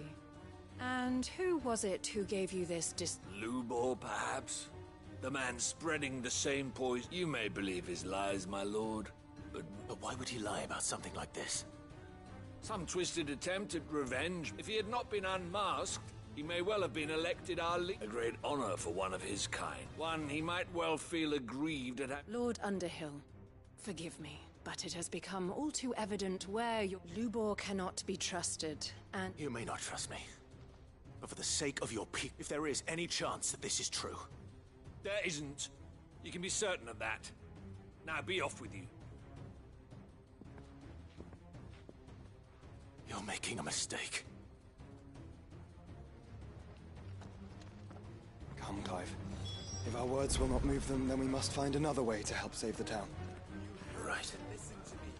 Let's speak to Lord Furder. Know your place, bearer.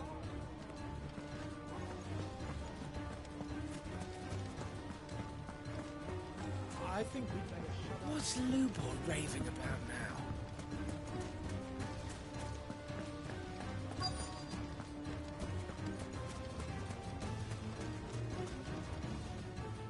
Lord Furder. Sid, what's wrong? I went to warn Conrad and Natalie about the Akashic, but they've convinced themselves that nothing Lubor says can be trusted. The bloody fools. Which means the town guard can't be counted on for support. But I can. If there's anything I can do to help you defend Dalamil, you only have to ask.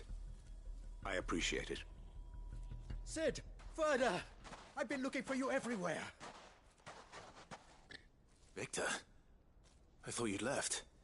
I couldn't abandon a friend in need. And Lubor is in need at this very moment. Come quickly.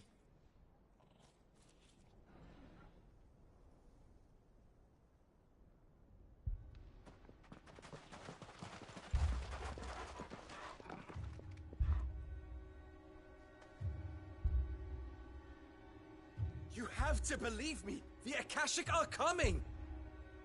They don't eat, they don't sleep, they don't tire, and they don't care who they kill.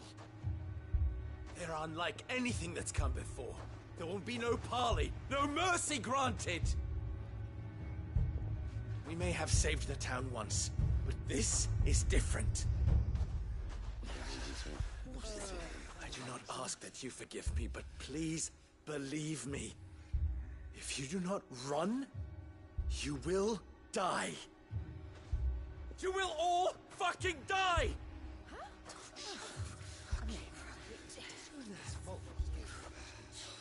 You'd like that, wouldn't you, bearer? Yeah, with us out of the way, your kind will be free to claim Dalamil for yourselves. You should run! Run, bearer! Yeah, run! Far, far away! Run! Just go! Yeah. Yes. Go. Go on, then. Go on. Just go. Lubor. Wait. Someone's coming. No. Come on. Stop! You're hurting him!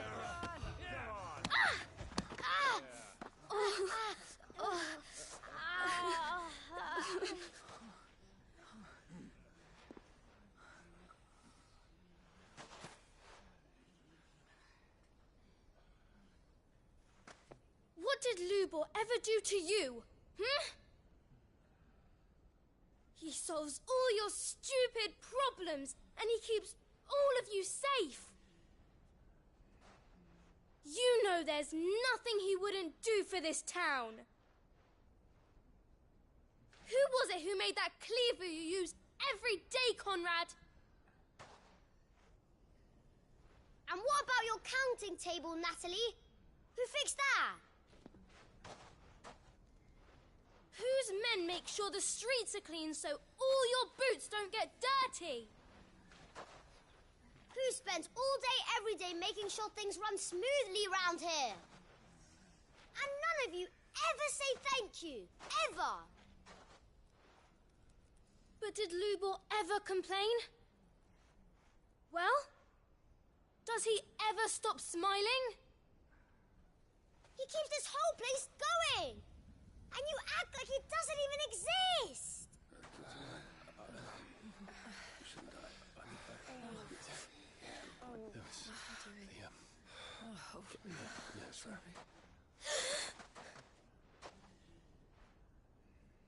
Lubor, we have heard enough. Wait! We will not run. The town guard will not abandon the very place it is sworn to protect. And I will not give up for lost the stores that we labored so hard to fill.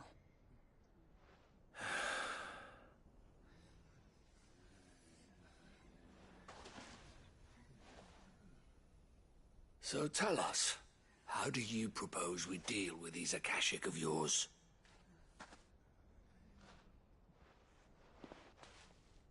We won't run, but we will fight. All right, then.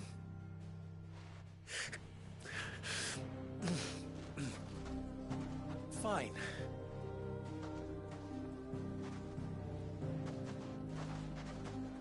Gather round if you don't want to die.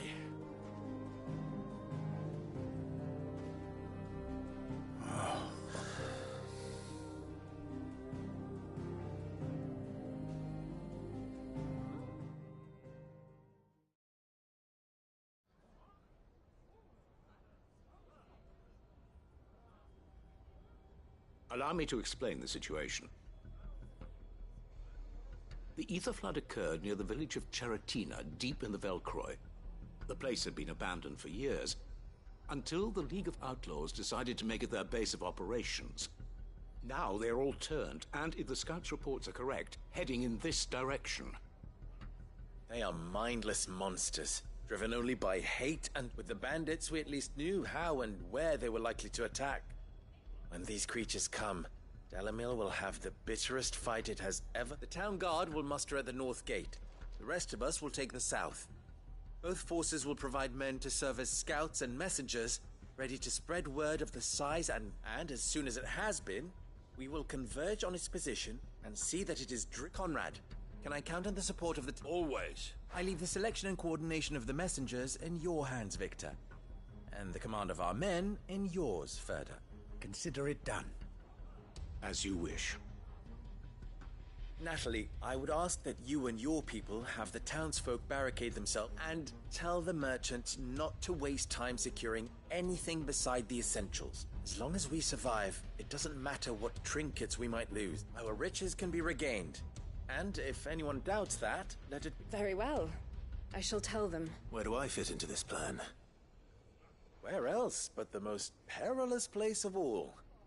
I would like you to travel to the home of our erstwhile League of Outlaws, Cheratina itself. The main host is most likely still there, and Dalamil will not be safe until it is eradicated, root and branch. A little gardening. How pleasant. I doubt it. I have a feeling these weeds will be particularly Luckily, so am I. So you are. All right then, we all know what... Now it's simply a matter of doing it.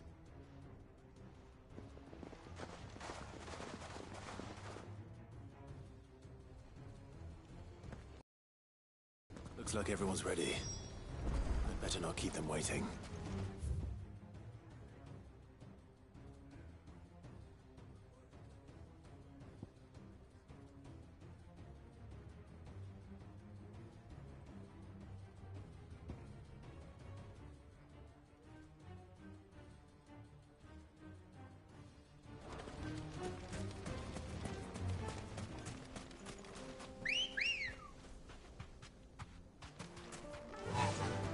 Run like the wind. Good. Any man sighting an Akashic is to raise the alarm.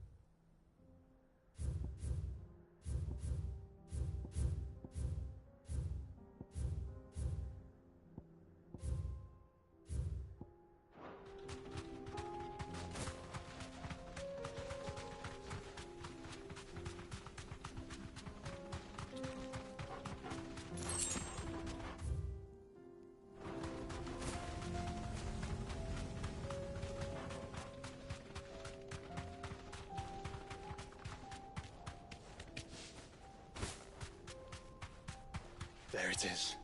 The flood. But what's waiting for us inside?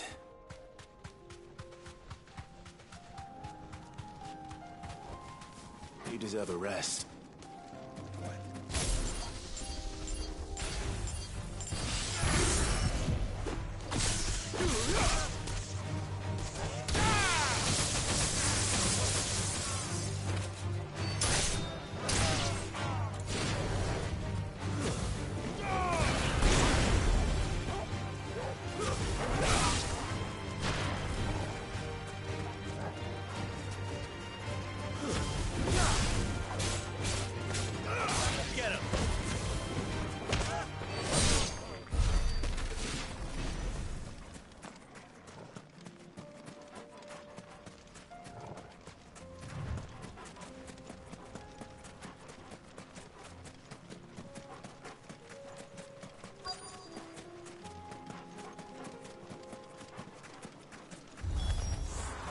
Can't leave a single one alive.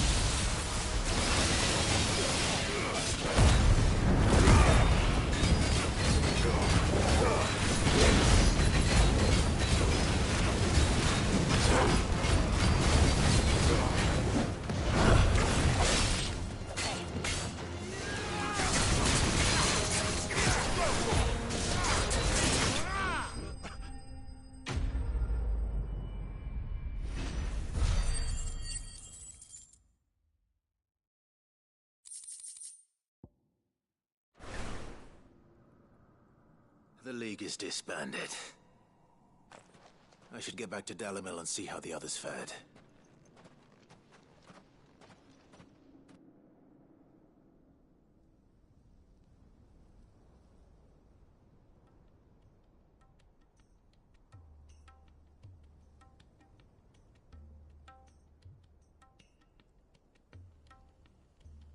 All the Akashic we were able to find have been dealt with.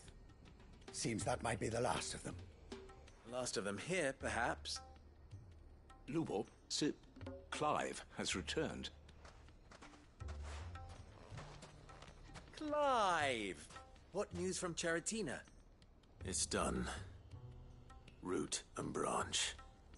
I knew you wouldn't let me down. Thank you, my lord. Friends, the Horde has been driven back, and we need not fear the arrival of any more. Victory is ours. We bloody did it! We saved... Lubor, allow me to apologize. After all you have done for this town, we should never have doubted you. But we did. And for that we only hope that you can forgive her. We need you, Lubor. Dalimil needs... So, If you would still like to be considered for the position of mayor. You do remember that I'm a bearer, don't you? We do. But that is not a stain on your it is a stain on ours. We thought only of what we perceived bearers to be. I see. But I will only accept... Name them. Firstly, that you will both do everything in your power to rally your people to my cause. If the Town Guard and the Merchants League do not accept my leadership, it will be doomed from the start. Unity is the key to defending Dalimil, and I do not doubt that we shall need to call on... When that time comes, I will expect us all to pull together. Of course. You have our... And secondly, you will accept that if I am to lead you, the mistreatment of bearers must end here in Dalimil. Any bearer within our walls shall be afforded the same rights as any other. They will not be judged by what they are, but who they... As we failed to do, and came so... We agree to your conditions. And we have only one in return. Condition accepted. Well then, it seems my mayorship is all but confirmed. Do I get some sort of special hat?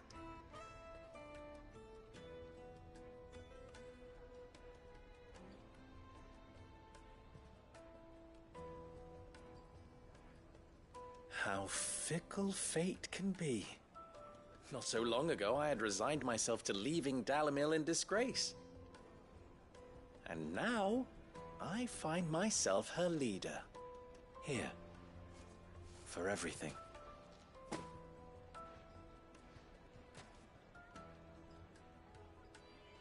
Lubo. About the children. Fear not. You are, of course, relieved of your responsibility. I would sooner face another horde of Akashic than see them brought up as outlaws. I'll make sure they're safe here. I don't doubt that you will. And not just the children, but everyone. Can't have all your hard work going to waste.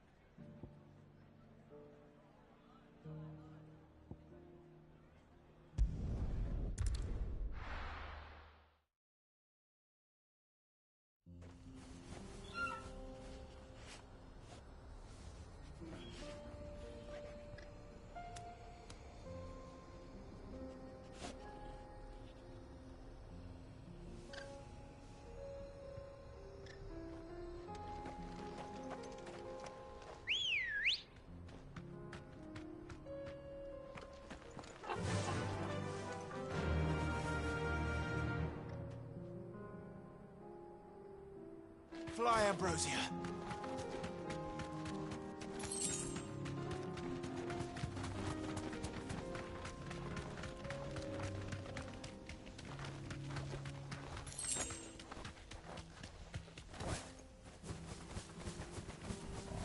Here we are again. Carava. If you were a tortoise, Torgal, where would you hide?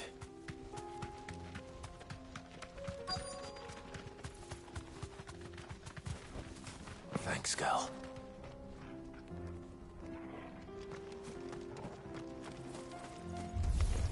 They look Looks like we found him.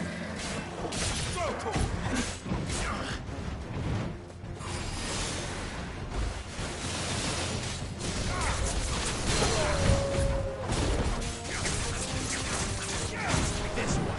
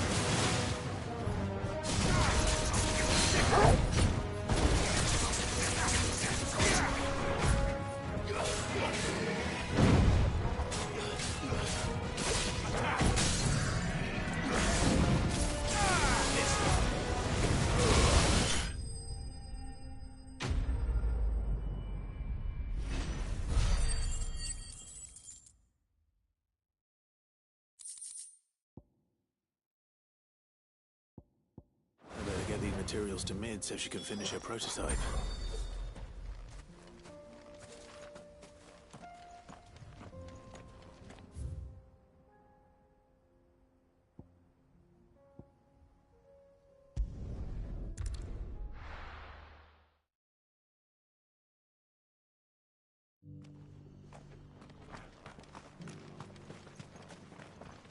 Are you buying or selling?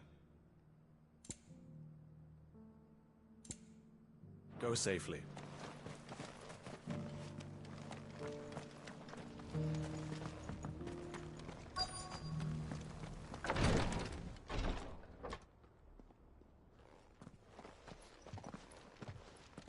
Your Grace, my lord, I trust your journey was not overly onerous. Cyril, you found a letter from Father?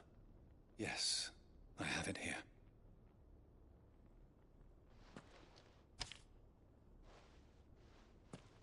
If you would do us the honor, my lord.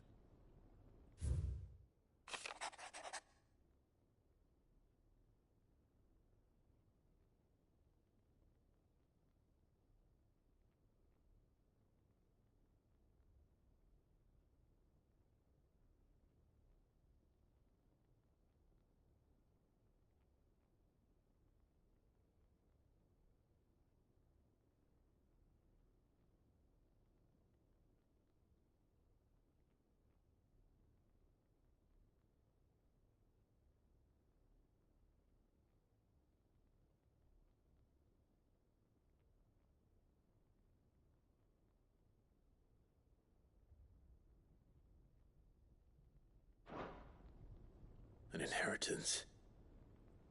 It would seem the late Archduke penned this missive shortly before his passing. The day before we left for Phoenix Gate. What are these plans he spoke of? His plans for the duchy, Your Grace. Your father entrusted them to my predecessor, the former bearer of the Burning Quill, who entrusted them in turn to me. The complete emancipation of bearers is their stated aim.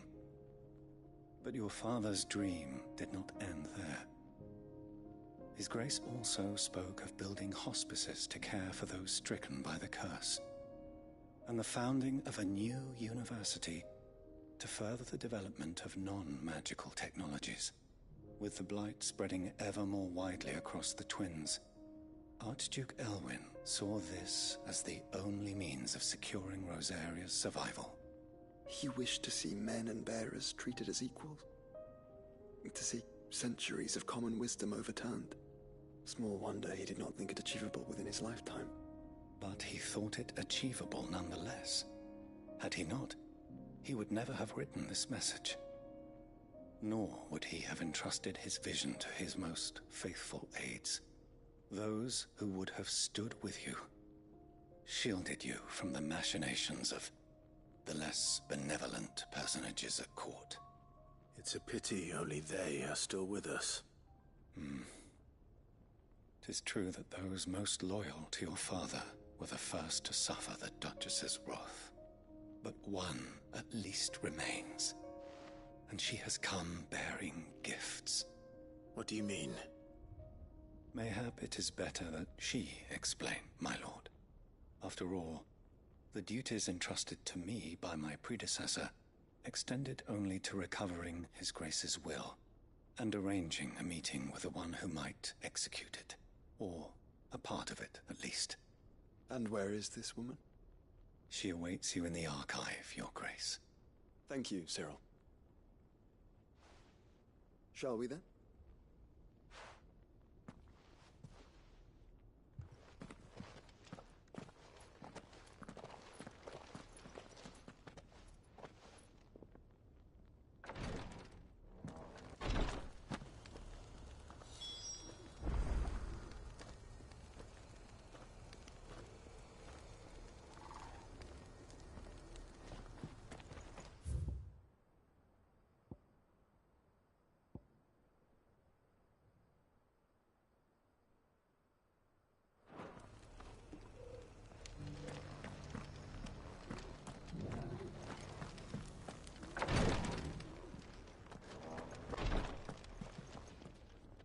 Lord Marquis, if you have a moment... What is it, Cyril? One of our brethren lately journeyed across the strait in order to pursue a new... He sent an owl some while ago, but we have heard... Was he surveying another fallen? No. The object of his study was a savior cult that has arisen in Ash in recent years. We believe an ancient religion that worshipped Ultima as its god. By gaining an understanding of this new faith, we hoped to learn... And so you sent one of your brothers to Ash? A continent teeming? Fully cognizant, I entrusted the mission to one of the most able of our order, the third chair. A master, though he has been silent for some days now, I have thus far refrained from sending, yet it seemed only right to inform you of the situation.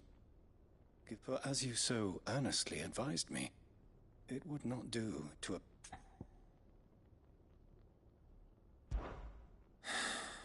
It would not. But Ash is a big place. Perhaps. The last owl I received from him meant Mickleburg was its name. It lies in the southern reaches of... If aught ill befell him... Right. You are much too kind. Go then, with my hopes. And may the fire...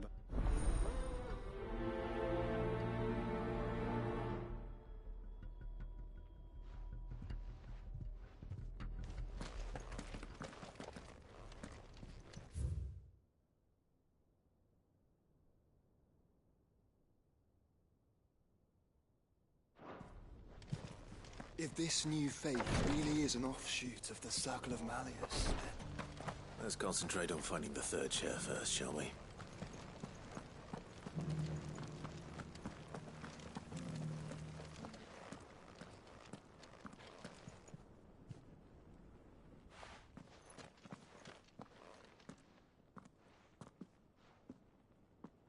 My lord, your grace.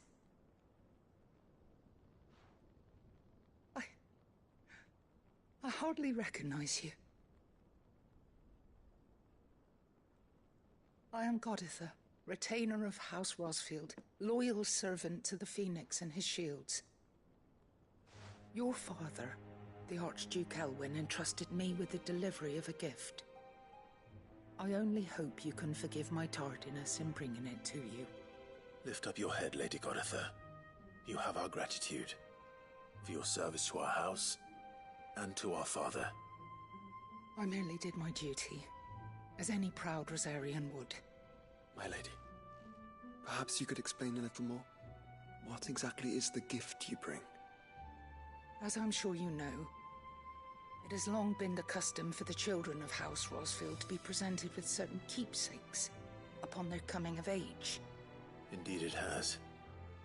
Our father often spoke of the day when our turn would come.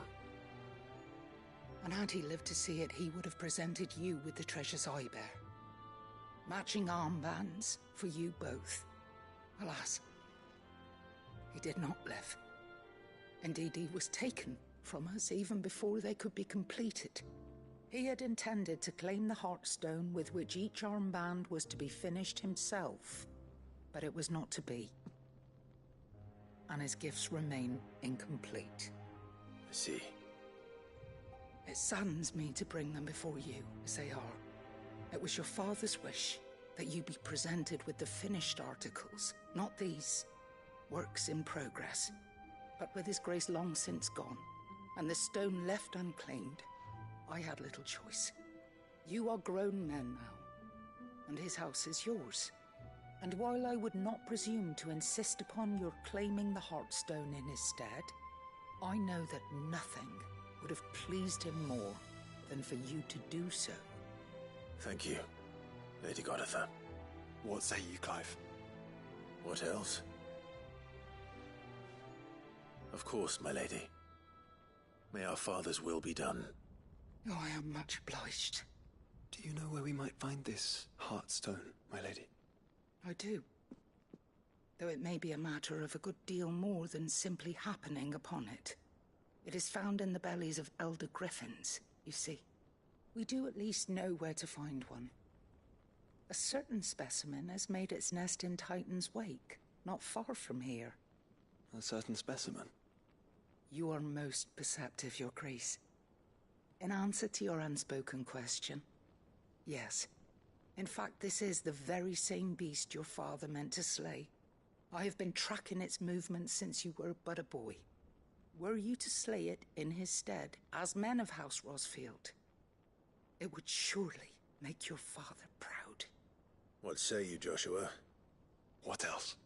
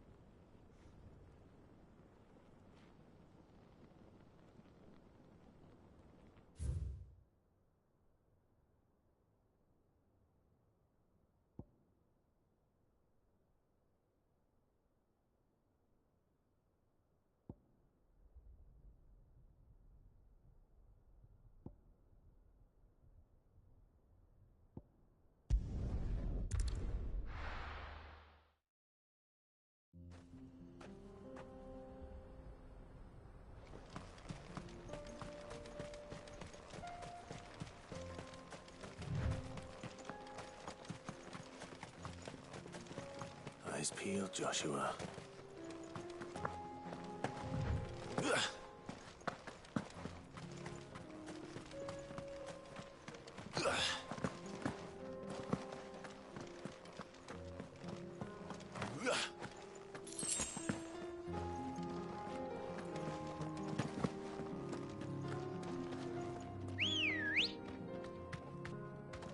Ready, go?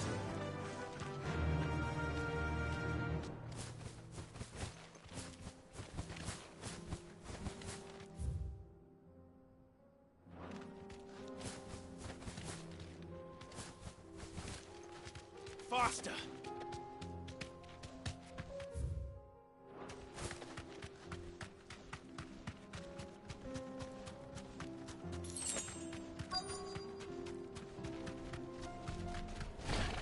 There it is.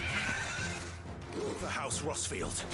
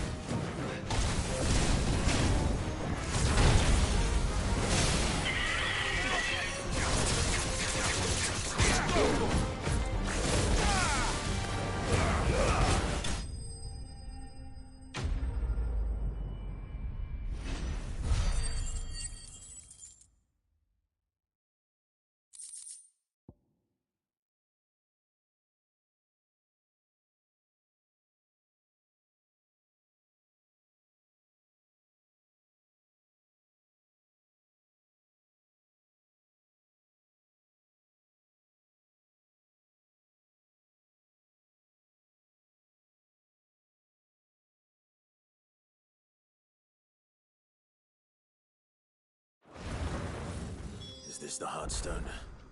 I expect Lady Goditha will know.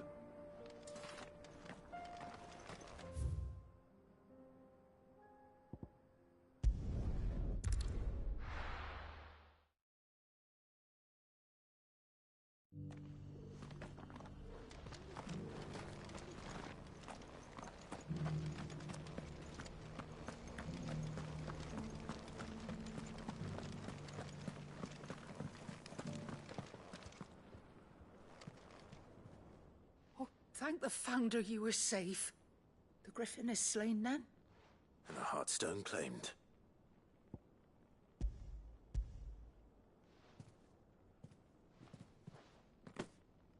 Yes. This radiant luster, like frozen flame, is just as your father described it. Thank you, my lord. Your grace. Your father would be so proud. Lady Goditha, the lapidary is ready. Thank you, Cyril. I will be with him shortly. If you would excuse me, I shall have the stone cut and set forthwith.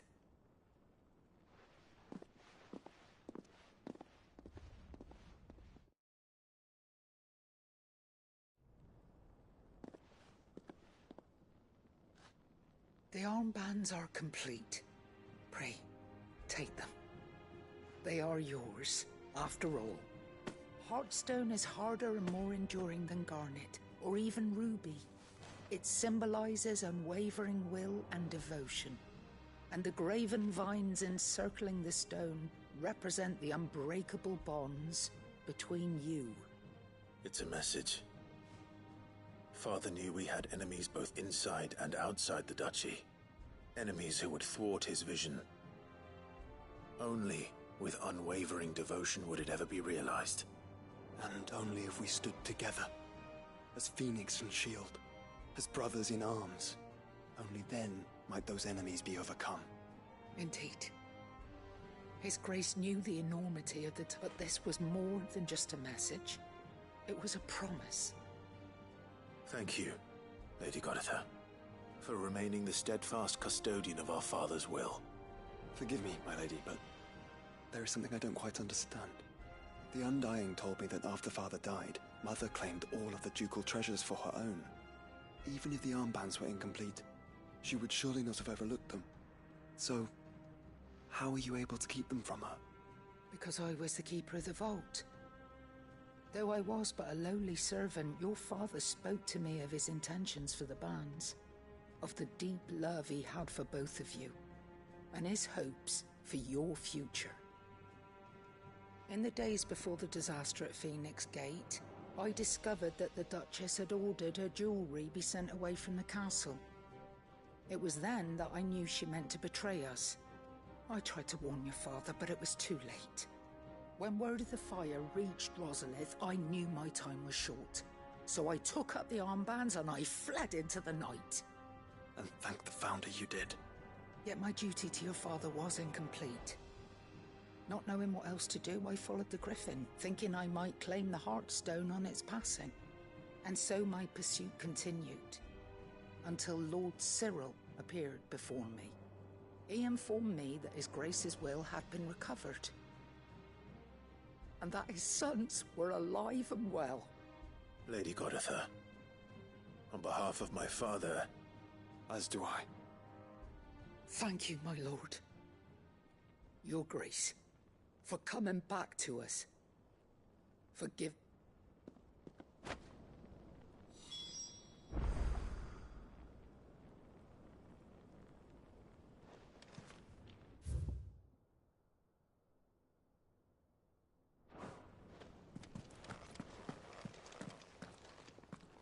The bands suit you well. It must be gratifying to finally receive the inheritance that was... It is. And we thank you for the part you played, Cyril. If you would permit me to play my part a little longer, might I suggest that you make your way? Let him see that you have received his blessing. I suppose it would be churlish not to. What do you say, Clive? I think we should. I was hoping to be able to offer him my thanks. Your father's helm is enshrined there. It has been since the day we recovered it from Phoenix Gate. I prithee claim it, For it too is, and I do not doubt that your father would prefer it in your hands. Thank you, Cyril.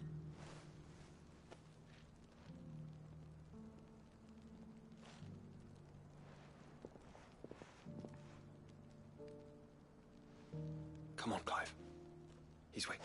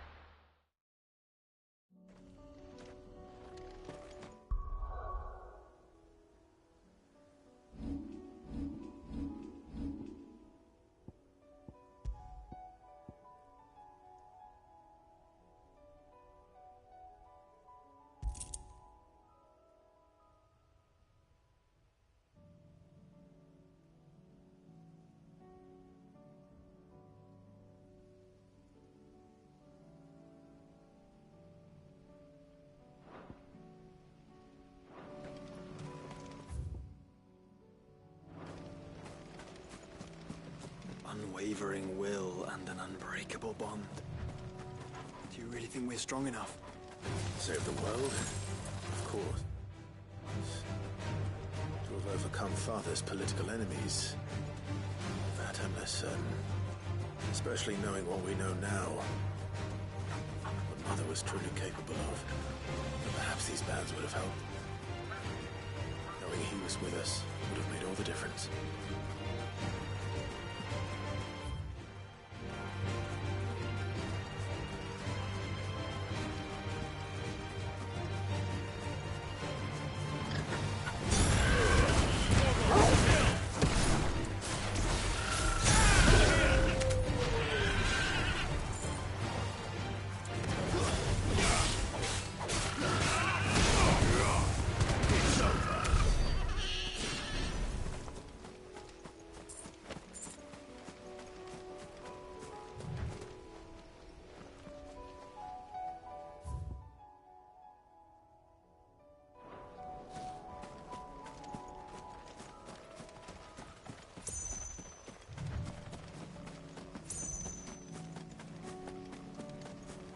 It's just back there.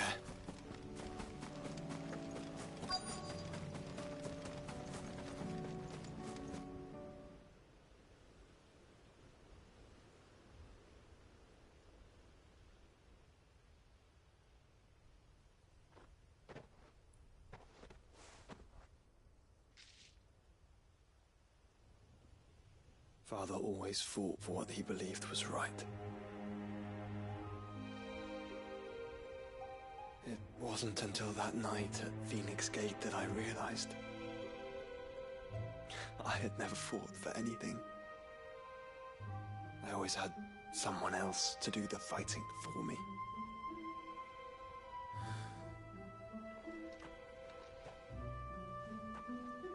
No matter how fate conspired against him, he never lost heart, never looked back, never stopped fighting. To me, he was the greatest of men.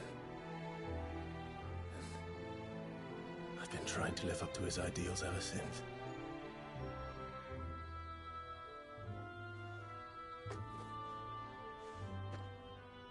We all have, Clive. We all have. And we'll keep trying. Because that's what he would have wanted. What he would have done himself. Even if it meant standing against the very gods in the heavens. I shall be borrowing this, Father, if I may. That you might watch over us as we follow in your footsteps.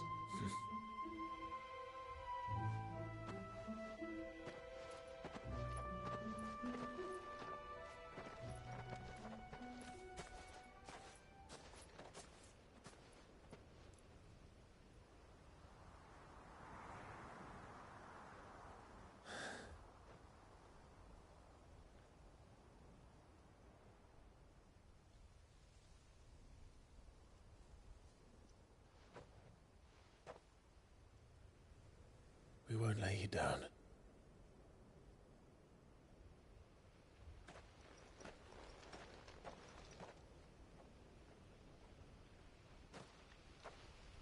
Onward then. Onward. To the end. And to a new beginning.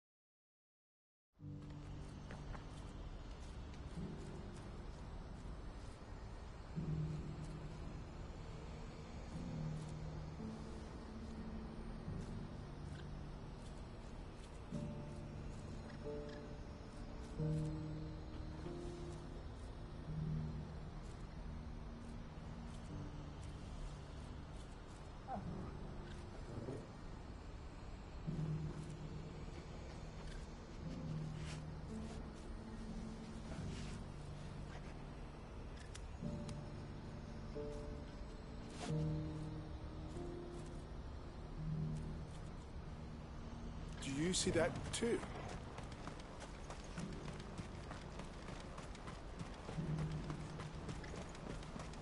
Papa? What is it? Oh, please. I'm scared. It's all right. I'm here.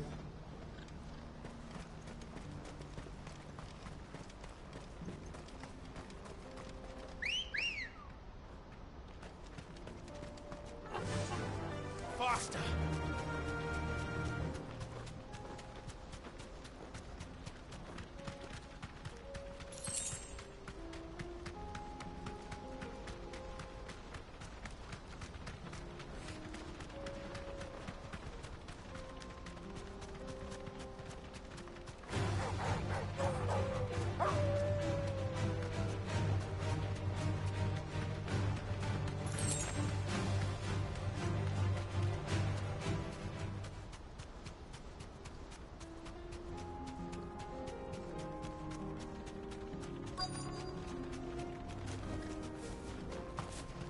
Can't be Rutherford, can it?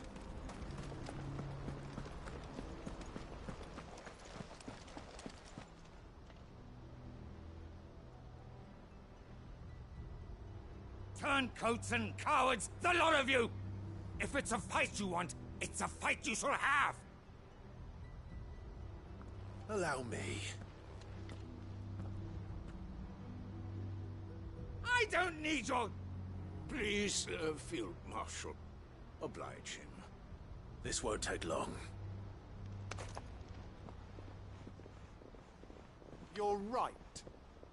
It won't. Men, finish him.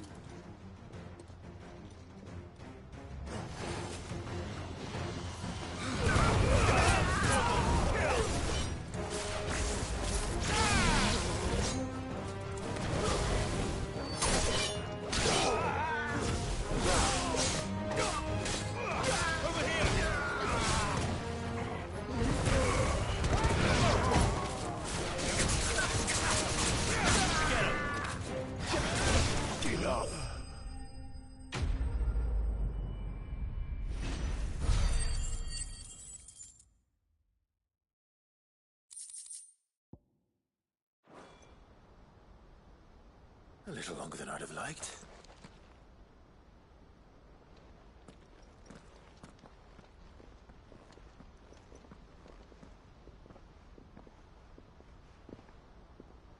Field Marshal Havel, I presume.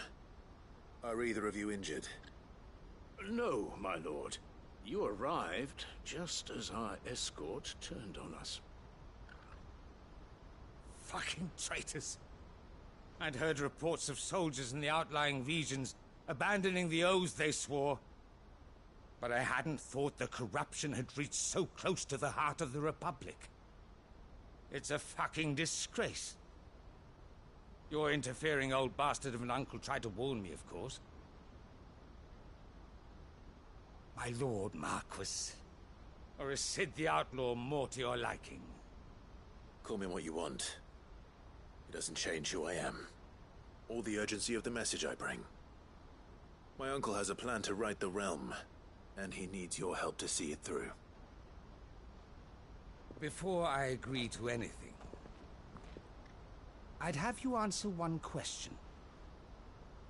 What do you stand to gain from all this? I won't deny that I might benefit from further chaos. But I seek a new beginning for all of us. And while the choices I've made may not always have been the right ones, I know I made them for the right reasons. For so long, so many of us have been told how we could live, how we could die, when it should have been our decision all along. Now we have a chance to put things right. But in order to take it, we must stand together. Even if it be beside those with whom we don't see eye to eye.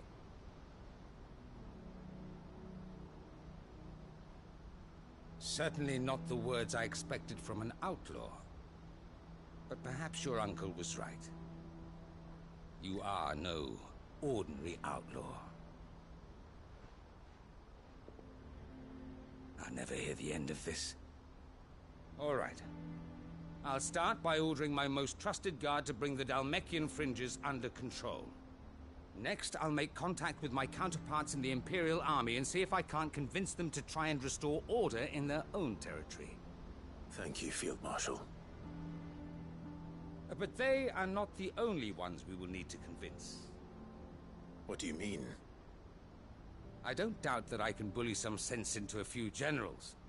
But those they answer to require a different kind of persuasion. And when it comes to honeyed words, well, we will need an envoy. One who can court even the most stubborn of statesmen. I'm flattered. But I'm no diplomat either. And I have other problems to attend to. What we need is a skilled arbitrator. Is that so? And would he happen to be an outlaw too? Of a different kind, perhaps. Beggars can't be choosers. I suppose we'll all have to find a little of the outlaw in ourselves if we're to make it through this. Very well. Send your man to me right away. I shall.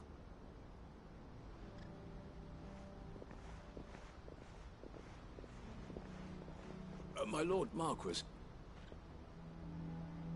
Your Lord Uncle bade me escort the Field Marshal to his manor. And I will see that my associate joins you there. Very good, man.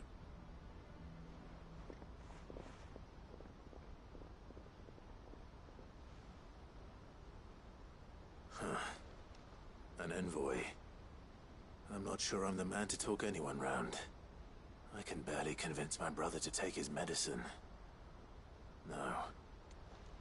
Someone like Quentin. I hope I can convince him at least.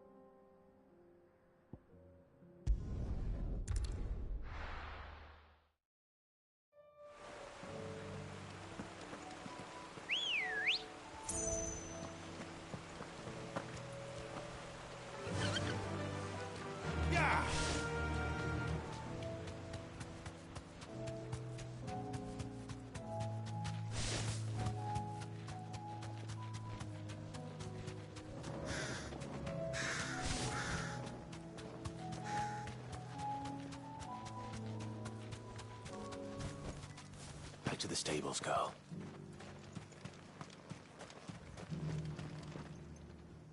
Quinton, I have a proposal for you. Do you now? Something tells me you'll be asking more of me than a cask of Gotand gold. Go on, then. Propose.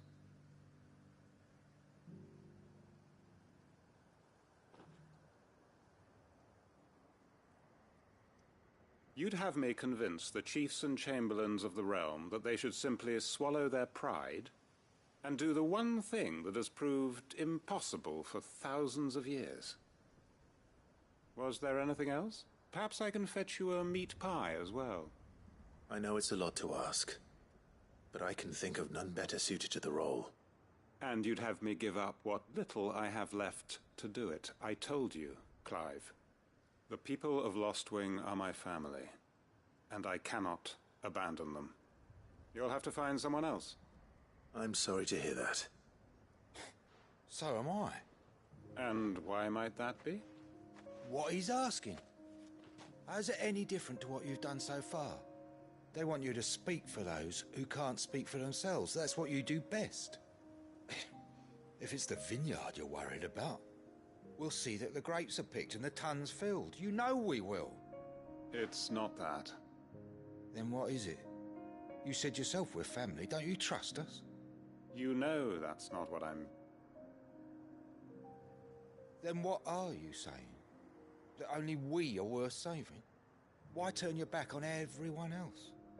You convinced us we could build new lives for ourselves, and if you can do that, who's to say you couldn't convince the entire realm? A stirring argument. I fear that any rejoinder I make might fall somewhat flat by comparison. So you'll join us? Where do you need me? Field Marshal Havel will want to speak with you in person. He's currently in Port Isolde. I can arrange for a party of Cursebreakers to accompany you there. That would be very much appreciated. I hear the roads are far from safe these days. Hopefully not for long. My uncle will want to know that his plan is taking shape.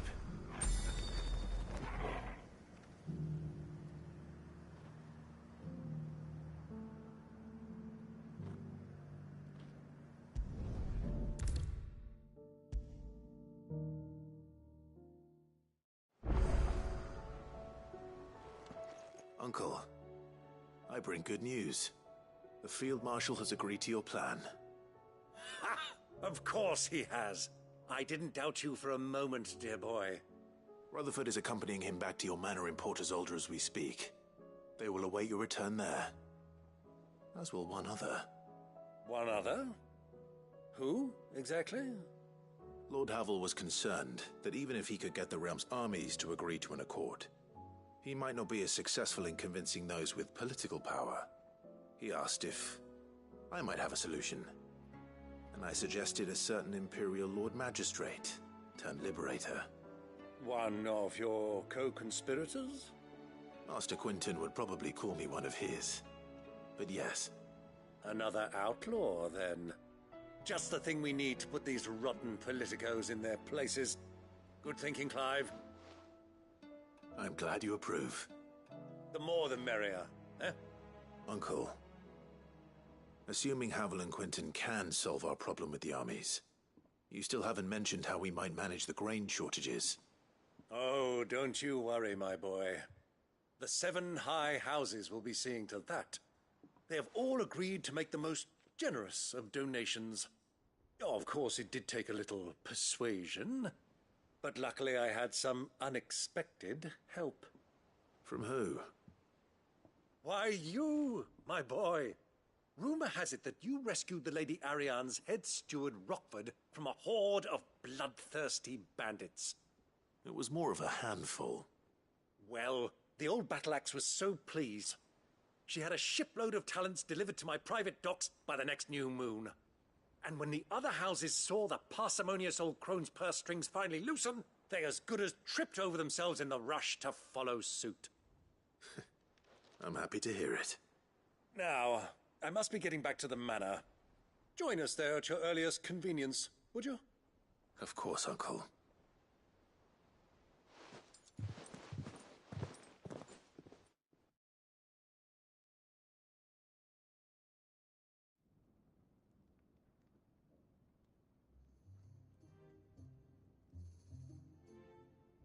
And how, pray tell, will we get that grain to the capital if the roads are still overrun with Akashic?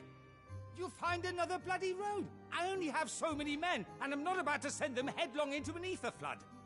That is, unless you'd have them turn as well. Well, I'd certainly eat less.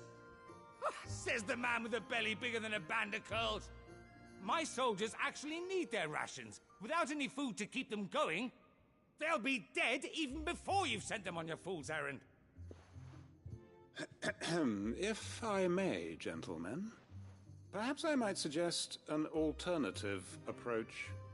Though supply routes are indeed disrupted, there is no shortage of ships. Indeed, they bob away in every bay from here to Randalar, awaiting a safe haven. Allow them to make port and fill their bellies full of grain. And once those who crowd the cities are fed, ferry the displaced back to the countryside to work the fallow fields. But I'm sure that you wish to continue your discussion. Forgive the interruption. Two such firm friends as yourselves need no help from the likes of me. Rutherford spoke fondly of the great bond between you. Us? Friends? I can't stand the man! Clive, I'm beginning to question the quality of the company you keep. And what kind of company were you expecting him to keep? The man's a criminal! Criminal? How dare you? You are not fit to breathe the same air as this fine, upstanding young gentleman. Upstanding? He calls himself Sid the Bloody Outlaw! Once more onto the breach.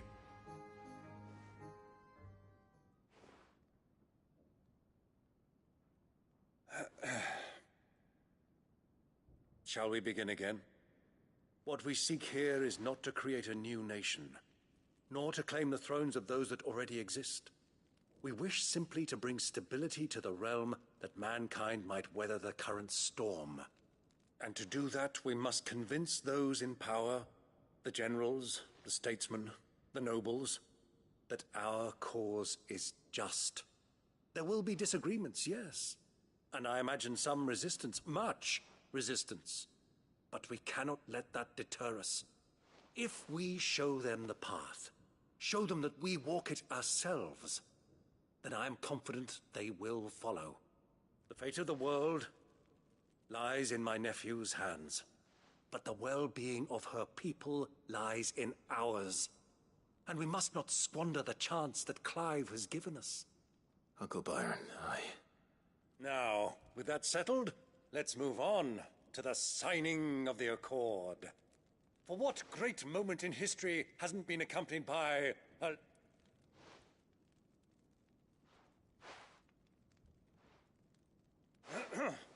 Citizens of Valisthea, I present to you the Triunity. Rutherford, Mike Will.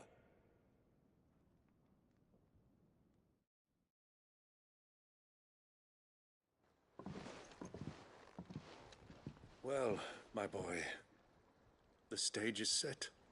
That it is. This is the role you were born for. Now I ask only that you trust in the talents of your supporting cast. We shall play our parts to the best of our abilities. That the realm needs its Sir Crandall. And there is no better Crandall than you, Clive. I want you to keep this signed accord as proof. I will.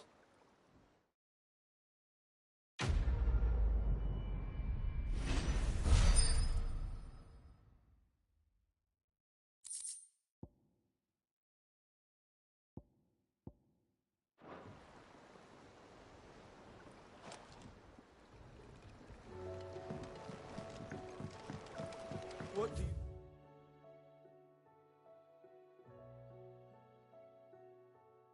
think that thing is?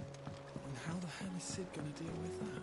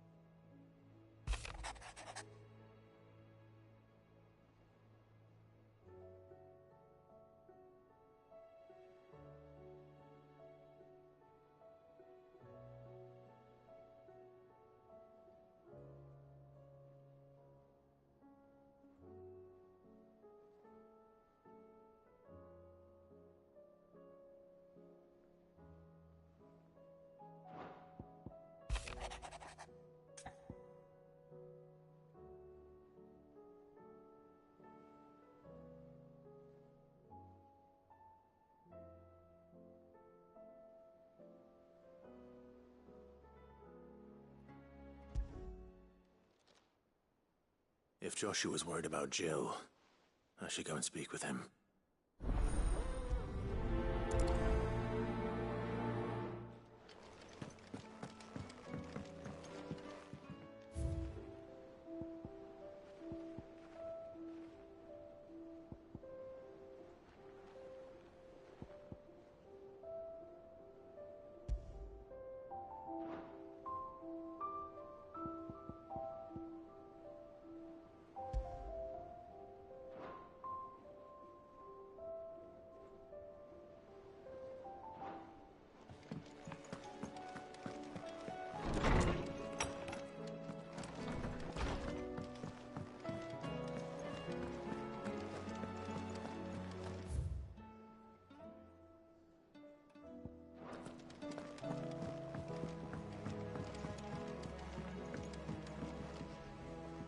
Joshua, I don't think I'd realized how different, but since we were... I suppose it's not hard to imagine why. She doesn't think she belongs anymore. And that's why we need to remind her to let her know that we still need her. Now more than ever. That you still need her. But how to do that? When last we were truly close, we were but children. Of course. Do you remember the time we accompanied Father on his annual tour of the Duchy? And Jill and I broke from the procession to ride up Man's Hill. To see the snow daisies, I remember. It was the first time Father had allowed us to join him. And when he realized you were missing, he had the entire retinue down to the pot boys combing the countryside. In the rain. It was the Lord Commander who finally found us, and needless to say, he was none too pleased. Then it seems you and Jill have unfinished business. What do you say? Man's Hill. It's not that far. Oh, true. Though I suspect it is also much changed. You're saying I should go and scout the area for bandits? I'm saying we should first go and see if... What would you do without me?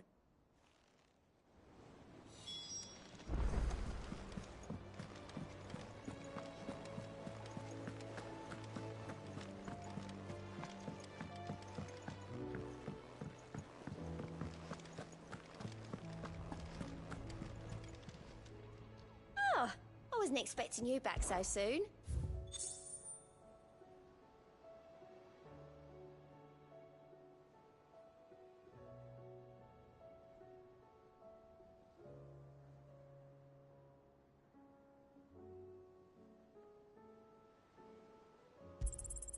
All yours. Best of luck out there, Sid.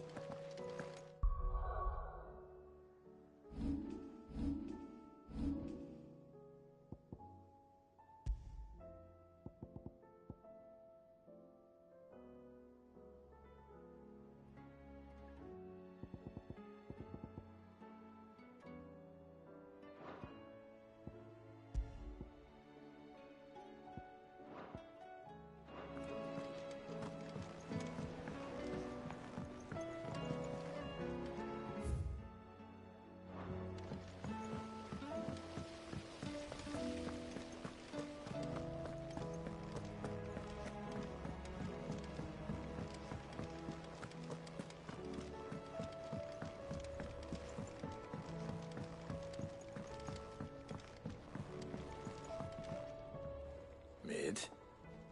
Tell me.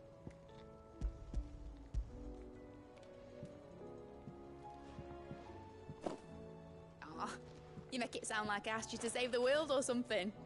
Tell me, this is all? It's most of what I need. After you left, I went over the figures again. And a cogwheel. Just a tiny one.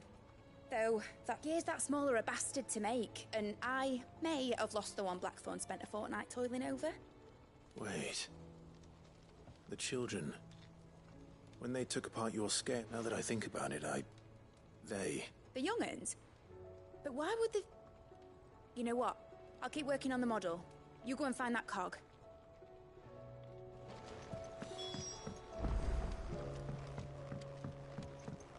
Has Midadol mentioned a new project yet?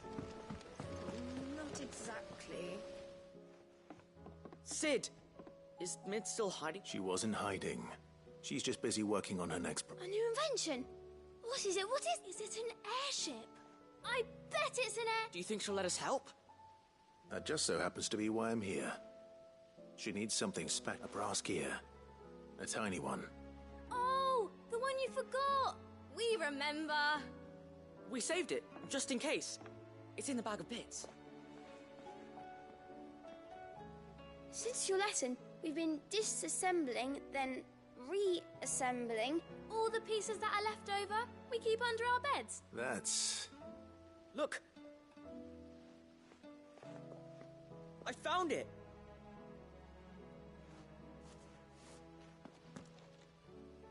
Is that all? Just the gear? We have more parts. That's all for now. But I'll let Mid know about your... Thanks, Sid.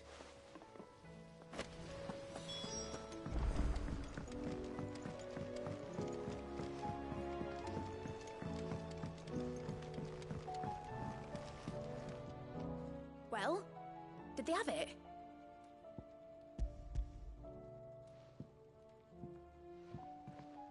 They did.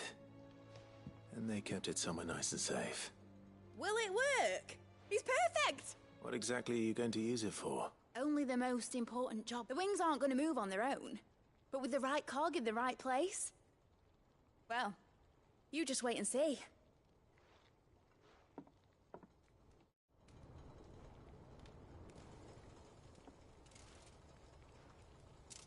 That should do it.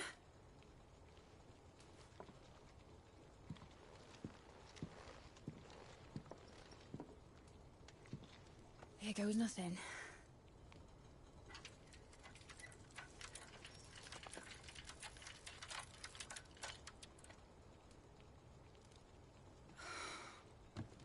Titan's tits.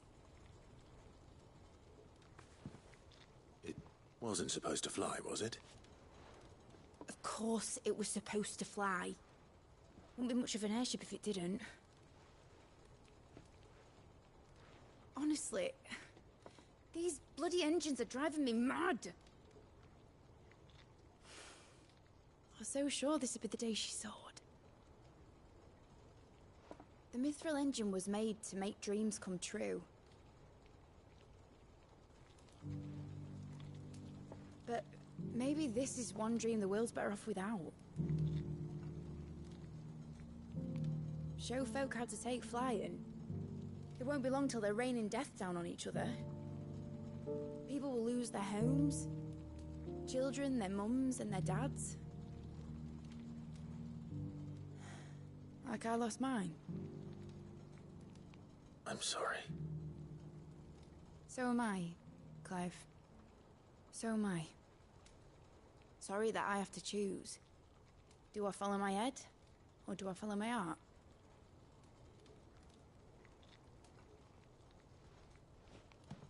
Good question. The first time I stood on the deck of your ship, felt the wind in my hair.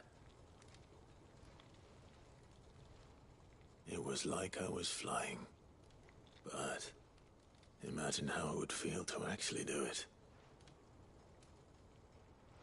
My dad always said there were two ways of living life. Chasing a dream or shuffling to your grave. And he were right. Right about a lot of things. Not that I like to admit it. People need dreams to chase. Especially in a world like this.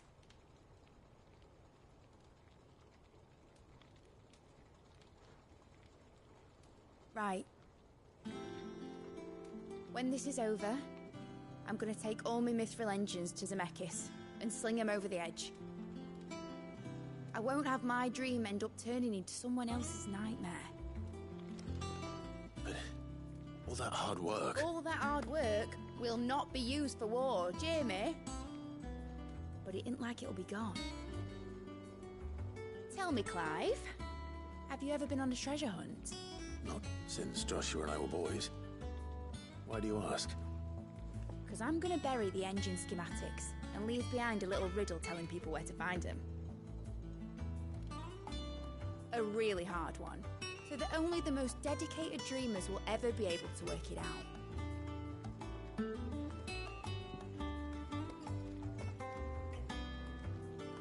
Ooh, I can picture it now. Some daft general squinting at the words with a gormless expression on his mug. Like that one, yeah. Right.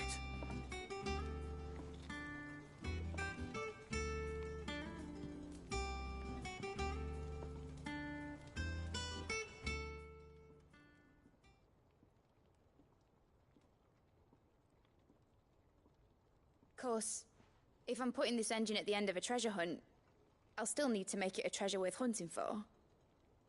Won't be much of a prize if it couldn't even make a toy boat fly after all. My dad always said, dream big. But it ain't the size of a dream that's important, is it, Clive? Only that it's a good one. And I reckon I've got a fair few good uns left in me. I'm sure you do.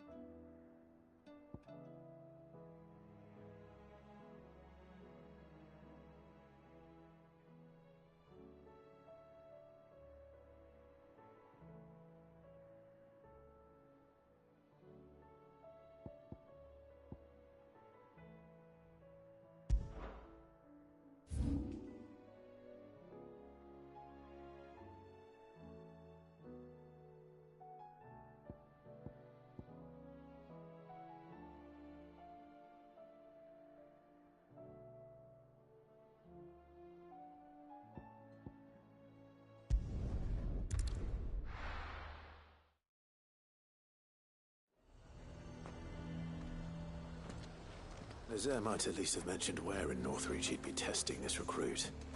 Who do you think? I'm nervous. Is it alright to be nervous? Well met, Sid. This is the initiate. Ember, present yourself. At your service, Master. Please, just Sid. There are no masters here. Your life is your own. Oh, of course. Thank you, Sid. The sergeant says you'll be evaluating me at my trial. To become a scout, yes. You are aware of the dangers inherent in that role. I am, but I swore I'd face them. Just like the man who saved my life. And who would that be? Gav. It was him who found me and freed me. No magic, no support, just one man and his nose. Came and sniffed me out. It taught me what one man can do if he puts his mind to it. And I've been training ever since, so that one day I can be someone's saviour, just like Gav was mine. I'm sure he'd be flattered. You clearly have good intentions, Ember. And it sounds like you're under no illusions. Stick to this path and you'll make a fine cursebreaker. So, what? Have I passed? You haven't even started yet. Now listen.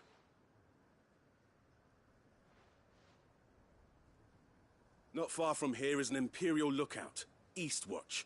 The guards there record all their sightings in a logbook. You are to find it and bring it here. And bring it here, right. Anything else? No. Sneaking into a heavily guarded Imperial outpost and stealing the logbook would be quite sufficient. You'll need to assess the situation, determine a point of entry, create a distraction and effect an escape, all without being discovered and thrown into an Imperial oubliette. Ember, Gav isn't our best scout because he can do everything. It's essential that you know your limits. Know my limits, right. I won't let you down.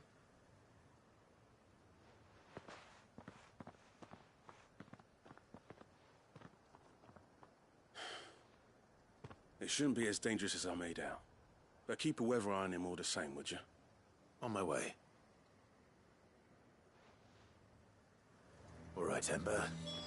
Impress me.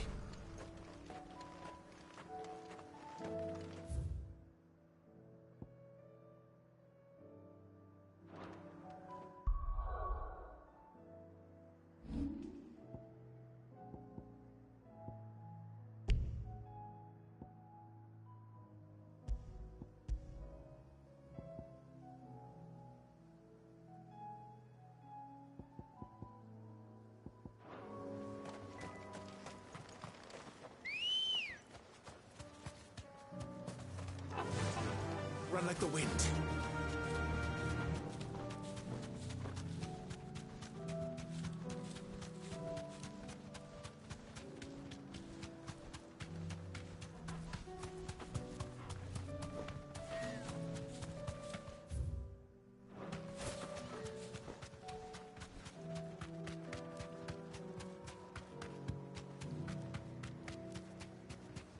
These are clean kills. Perhaps young Ember really is ready. Or maybe not. Straight home now.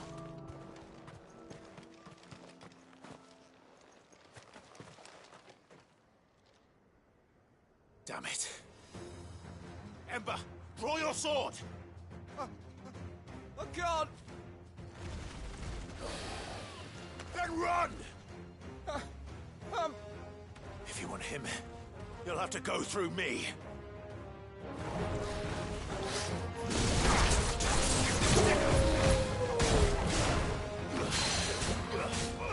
Over here!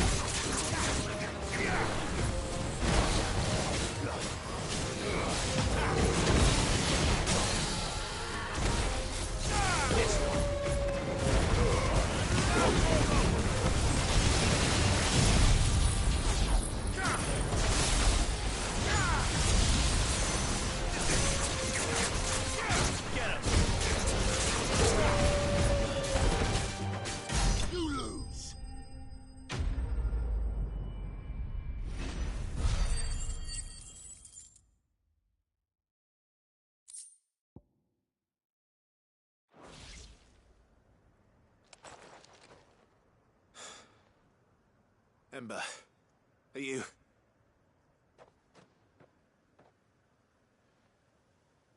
Gone. Of course.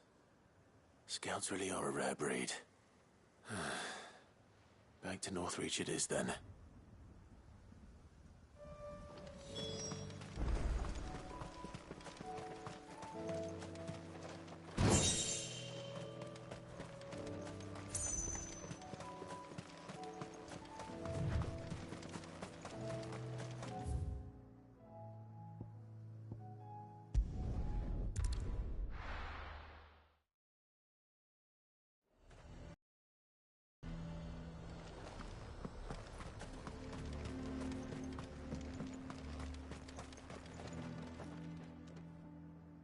I didn't expect you back so soon. Where is Ember? How did he fare? I thought I'd find him with you. He must have fled. I followed him to Eastwatch, where I found him being set upon by a wild Avis. He was just standing there. Didn't even draw his sword.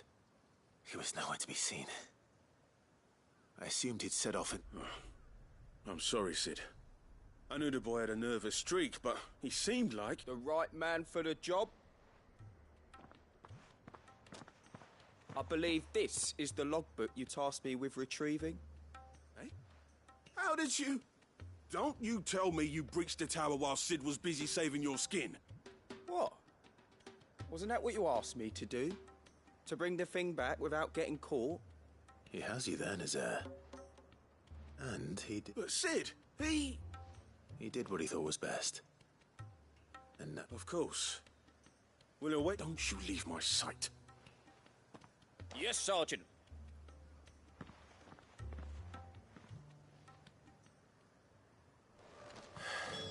This won't be an easy decision.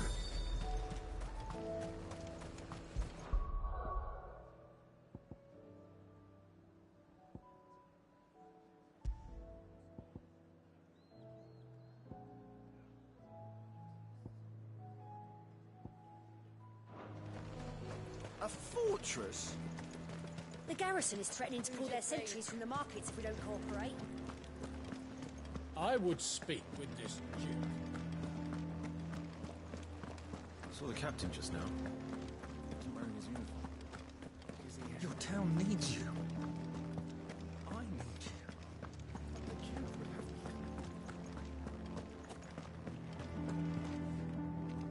Do you have a moment, Clive? What is it? It's the Duke, unsurprisingly. His Eminence has assumed full control of the garrison.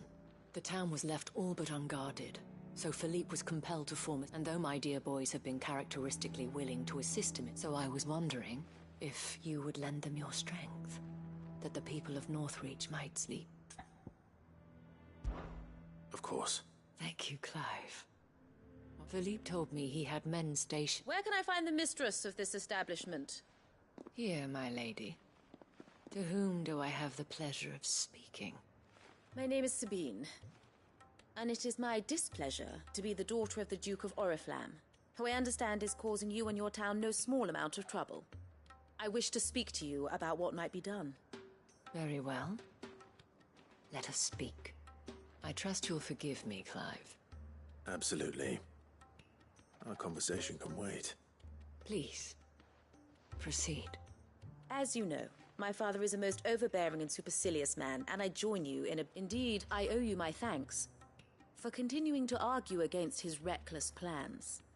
Yet I fear he is not one to be swayed by reason. No. He must be made to face the consequences. And who would make him do this? I would. Myself and several other like... Were you to join us, we would surely have the strength to drive him from north... Does that not seem a trifle... drastic? Drastic action is precisely what is called for. Unless you are content to see your people. My father would have it that citizens exist only to serve the Empire. That they should be forced to make every sacrifice to ensure... But he is wrong. It is not the people who must serve the Empire, but the Empire... He's always been like this. Scornful of the opinions of anyone he judged beneath him. But he cannot be allowed to ride roughshod over the common folk, and we must fight him. By all... Fight him? No. Respectfully, my lady. Our only chance of saving this town depends upon every one of us uniting against our... While I understand your frustrations, I cling to the hope... False hope. But I see that your mind is made up. I shall bother you no... if you will extend me the same courtesy. I bid you good day. She certainly has spirit. Indeed. But unfortunately for us, that spirit is only... which may be enough to seal the fate of this town. This is all about her and her father. Families. I'm sorry, where were we? Ah, yes. I was about to tell you of Philippe's plan, but perhaps it's better that you heard them from him. I believe he's in... Right away. It's just a pity I cannot join you. I'd like to...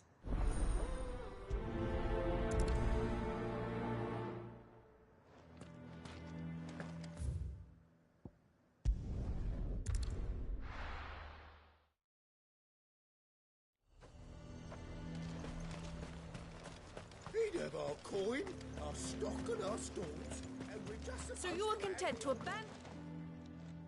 Please, I beseech you. If you are a true son of Northreach, you must fight to defend your home. That's exactly what I am doing, milady. Or trying to, at least. The land is... Even when our true enemy is hiding in the garrison? Fine. You're not the only able-bodied man in Northreach. Thank you so much for your...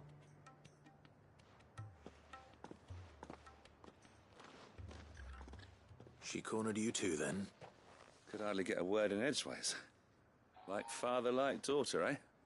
She made an uninvited appearance at the Vale earlier, hoping to convince the Dame to join her in fomenting rebellion. I bet that went well. Her ladyship seems to have a way with people. Anyway, what brings you here? Our mutual friend thought you might welcome some help. Oh, she did she? Right as always. In fact, we've had some reports, you see. Sightings of... They're back. Seems that way. We haven't been able to confirm anything yet, but if you're willing, you could go and see what... Right. Where should I... You know Grieger's Weep? One of the sightings places... I'm on my way. Thank you, Clive. I'll look into one of the other sightings. Let's rendezvous.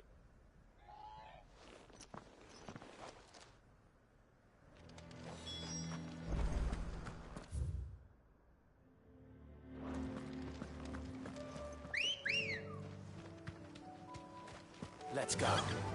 Faster!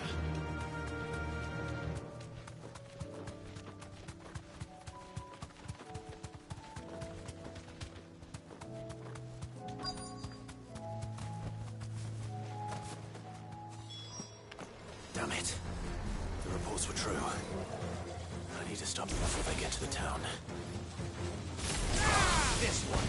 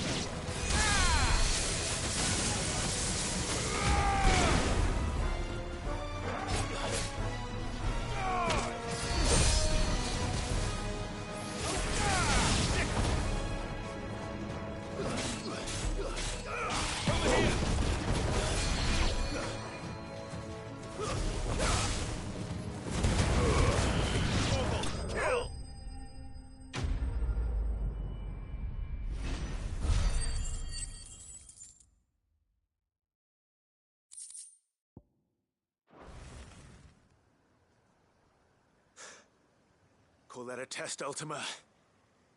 Clive, it's me. You all right? I am. But it seems the reports were true. The thralls have returned. I dispatched the few that I found, though. Well, there's something, I suppose.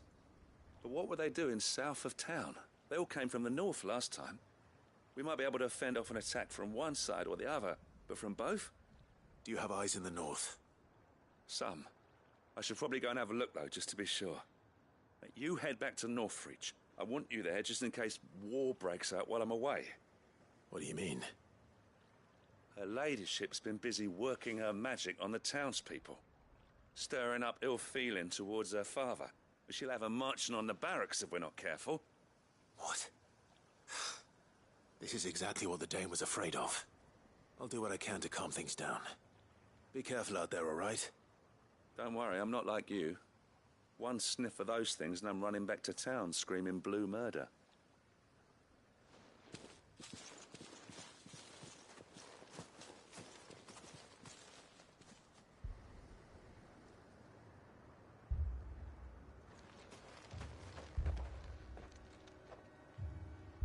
Do you not see, Father? The people of Northreach have given enough, and only a fool would ask for more. Listen to me, Sabine. Where would our people be without their country, hmm? The Empire is their sword and their shield. It is she that ensures they can live without fear. And now she teeters on the brink. Without their sword, how will the people fight? Without their shield, how will they protect their kin? Can the unarmed stand against the advancing hordes? No. But there is yet hope. A new shield, a new sword. A new empire. We can rebuild Sandbreck, just as Great Grieger wills it. Perhaps we could, Father. But we don't want to. Not if it is built on the broken backs of the people. Please, let us not quarrel in the street. You must see that no good will come of this. Our fight is not with each other, but with the threat that draws ever closer to our gates. A threat that your sword has yet to rid us of, Your Eminence. You will hold your tongue, whore! You may have filled my daughter's head with your heresy, but I will not be corrupted. Corrupted? Your daughter's opinions are her own, as you would know if you had ever deigned to listen to her. At least I hope they are your opinions, and not posturing born of a family feud. Northreach deserves better than that. Northreach deserves better than you, Carla. Yes, I know who you are. The slut of Twinside who bedded a Brandit. Jealous, are you? That a woman might choose a bearer over a pious man of Grieger. Clive! I met a swarm of thralls coming south from Oriflamme.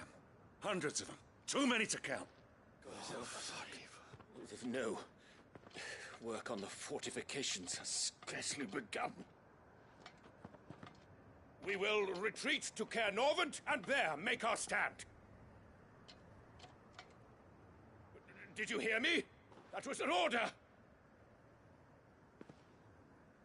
While this is but a heartfelt plea, let us make our stand here and protect our homes.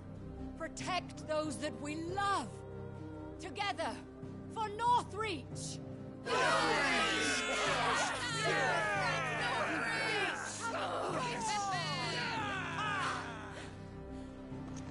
You heard the dame. What are we waiting for? Pikemen to the gates. Archers to the roofs. Quickly, come on!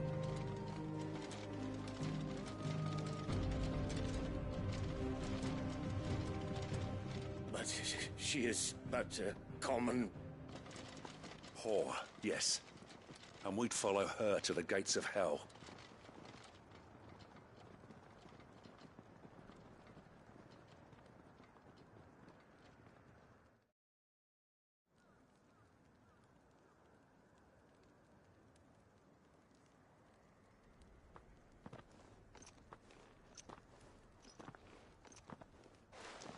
The men have their orders, and I got them spaced out at regular intervals. Whichever direction the thralls strike from, they'll be... Thank you, Philippe. Rest assured the people will play their part.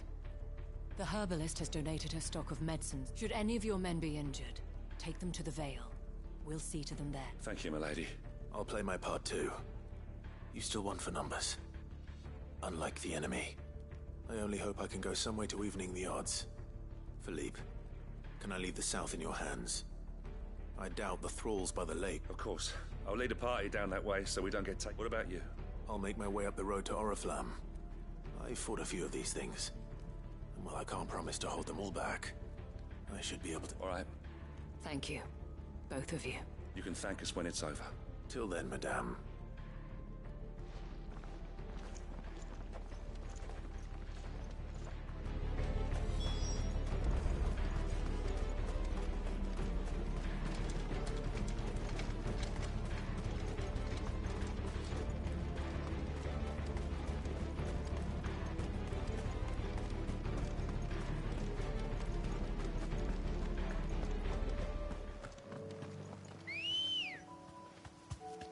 Come on.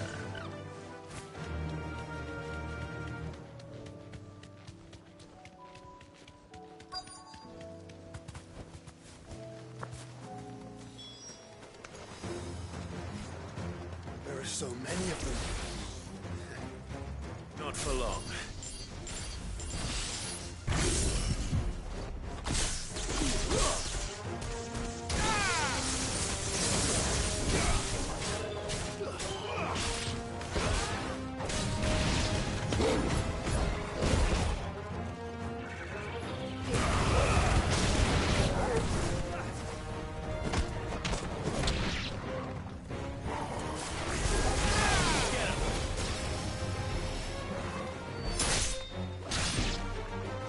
It's over.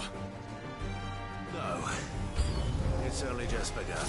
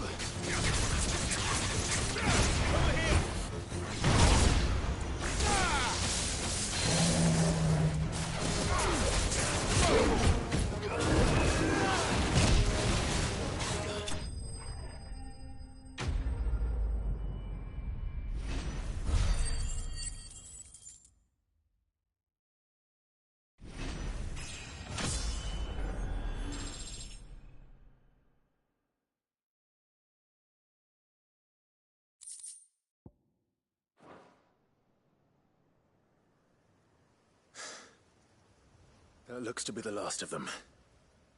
I wonder how the others fared. Better hurry back to town. Come on, Torgal.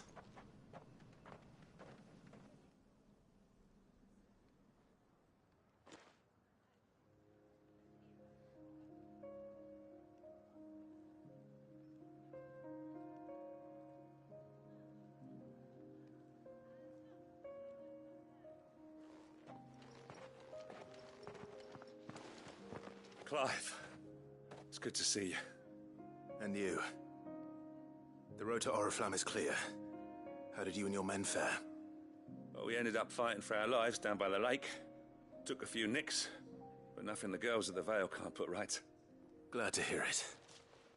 Well, it seems we've survived. For the time being, at least.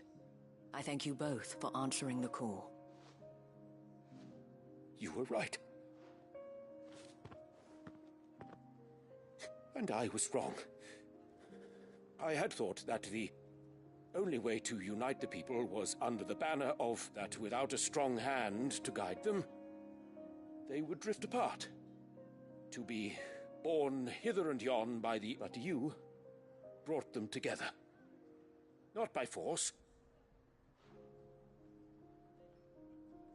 nor by the exercise of goddess-given authority, by simply being one of them. By knowing what they feel, because you feel it yourself. Our purpose was ever the same, Your Eminence. You were merely distracted by a loftier vision of empire. You have the right of it again, as did you, Sabine. His Radiance said it himself. Sanbreque is naught without her citizens. I forgot that, and I am sorry. I'm sorry too, Father. I should never have taken things so far. I only wanted you to understand how the people felt.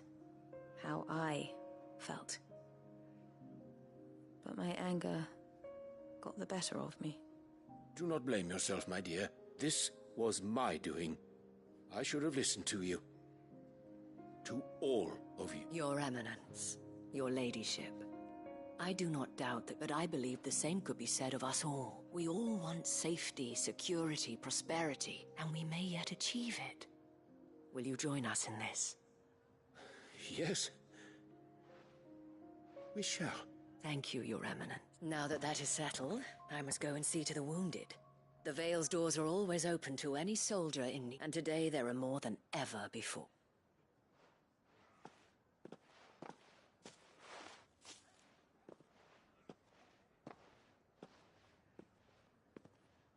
Madame Isabel is a rare In these dark, I see that it is not men like me who should lead the realm, but women. You're right. If only I'd listened to her when I had the chance. Forgive me for saying so, milady, but you still do. The dame said it herself. We can turn things around, and that goes for you. You're one of us now. One of you? Well said, Captain. Let this be a new Well, since there's nothing more to be done here, I should see if Isabel needs any help moving the wounded.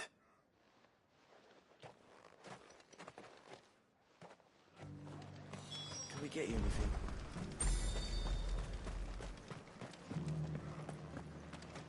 There's no need to worry any longer. I saw several soldiers being carried to the Vale.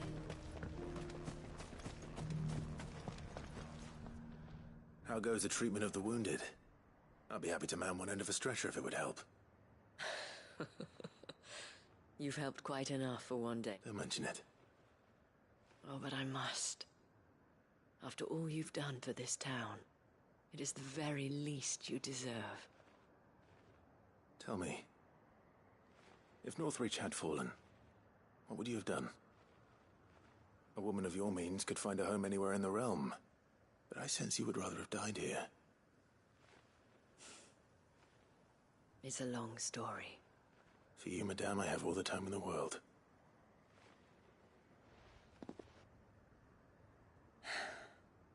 Very well.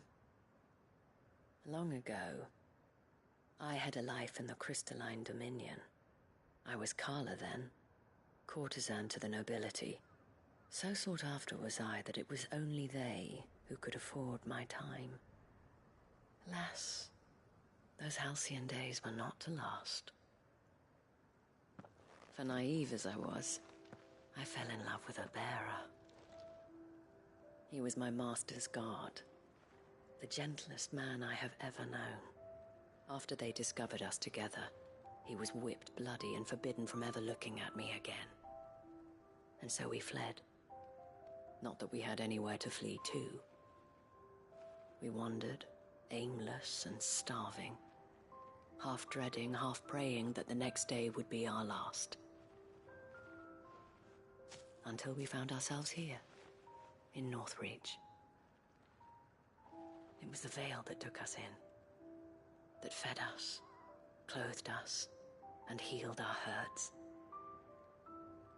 Those that could be healed, at least. My love was already too far gone. He passed away. He did. Not long after we arrived. But at least we were able to share a few moments of peace before the end. It was the greatest gift I have ever received. But the generosity of this town and her people did not end there. The men and women of the Vale supported me through my grief, shared in it, though I was still a stranger to them. They treated me like a sister. And so I swore that I would always do the same.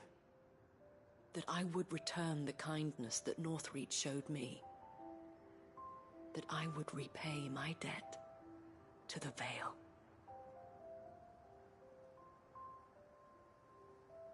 Thank you, Isabel, for sharing this with me.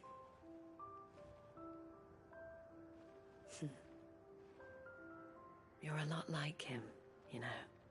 Perhaps that is why I have such a soft spot for you. Never stop fighting, Clive. And I shan't either. I know that it will not be easy to keep Northreach together. But our efforts will be rewarded. Just look at us now. The people, the soldiers, even the Duke of Oriflamme and his daughter. All united in defense of this town that we have come to call our home. And what of you? Can we count on your support too? Always.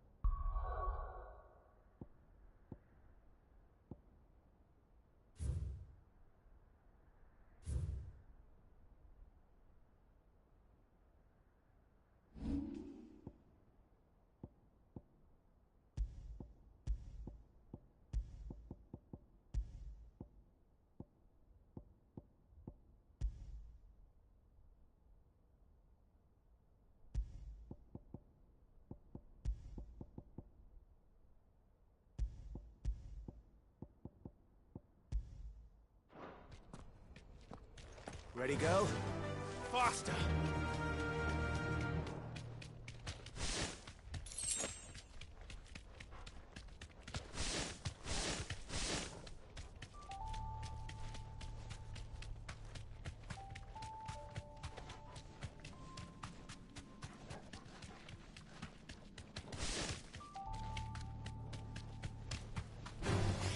No holding back.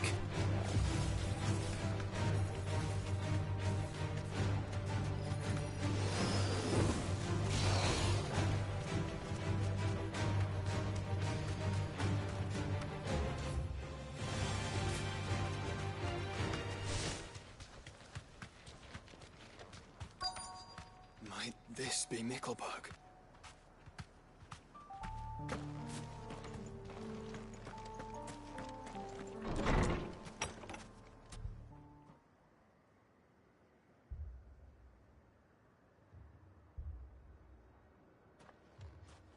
These people aren't turned. And the village seems safe enough at least.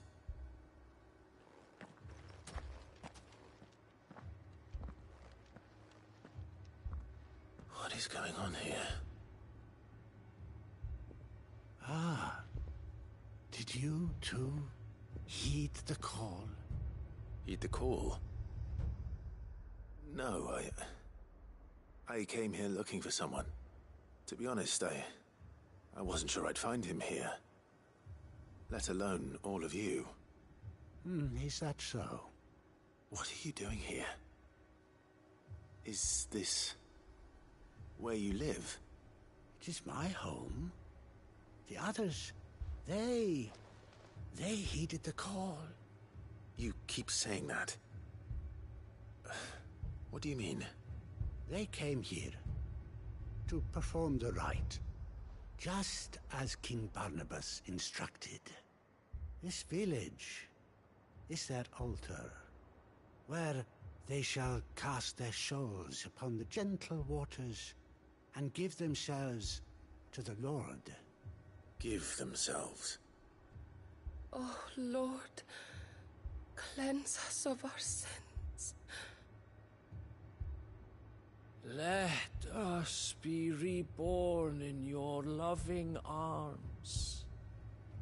Free us from the torment of this mortal realm. They want to be saved.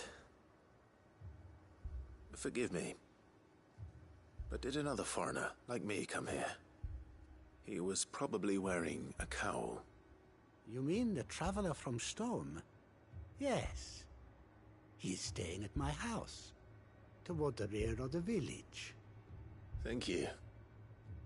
If you don't mind, I'll go and greet him. They seek the same salvation Barnabas did. Bring us salvation. At least the third chair still lives. Let's go and find him.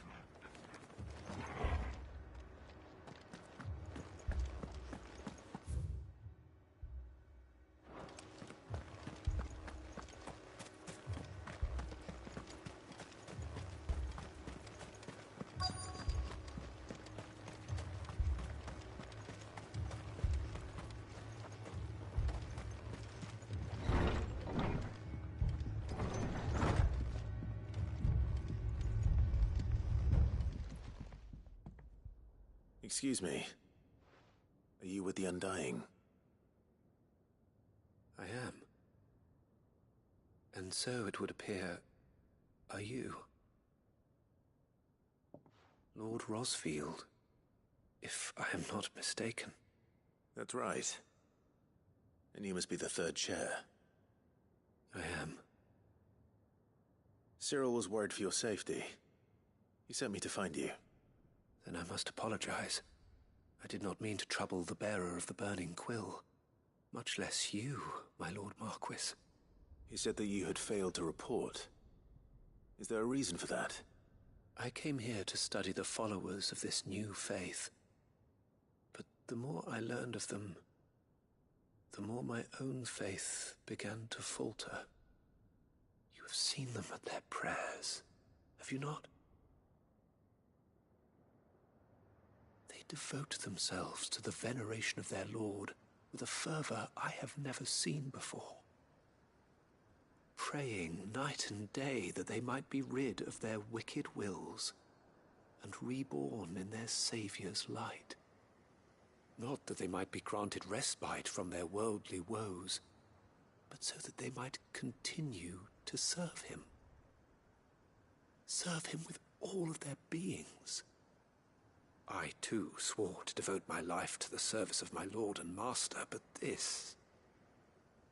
it is different. It is more. And so I would see it through to the end. See these people safe, that they might achieve their dream. That they might do their duty to their Lord. Even if it should keep me from doing my duty to mine. You do understand what their dream is, don't you? I do, my lord. They would cast aside their wills and become a Kashik. I know that it may be hard to believe, but to these people, that is the very essence of salvation. Forgive me, my lord, but I must remain here. If you are to return to Master Cyril, I would consider it a great... Did you hear that, my lord? Something is happening. I'll go and find out what. Stay here.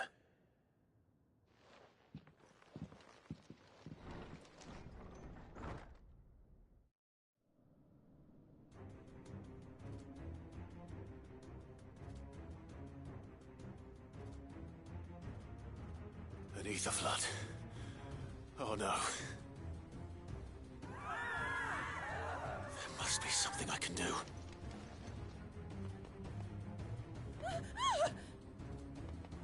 Echoes as well. Found her. Ready, brother? Ready.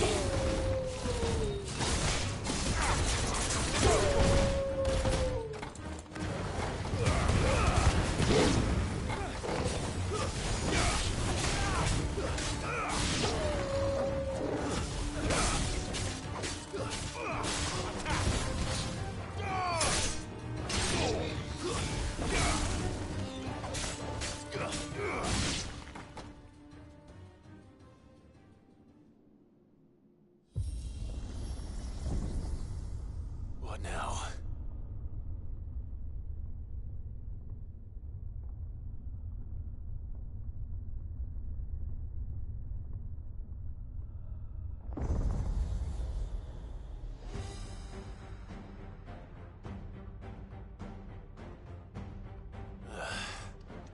We meet again. I've killed your kind before.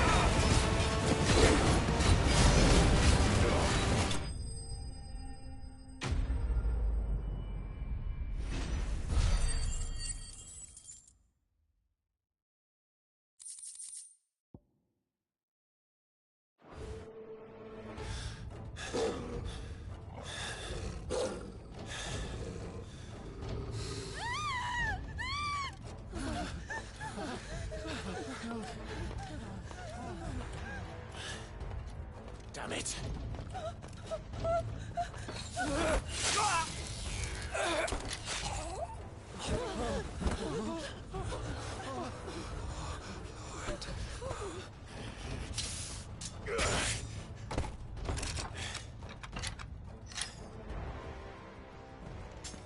Don't you die.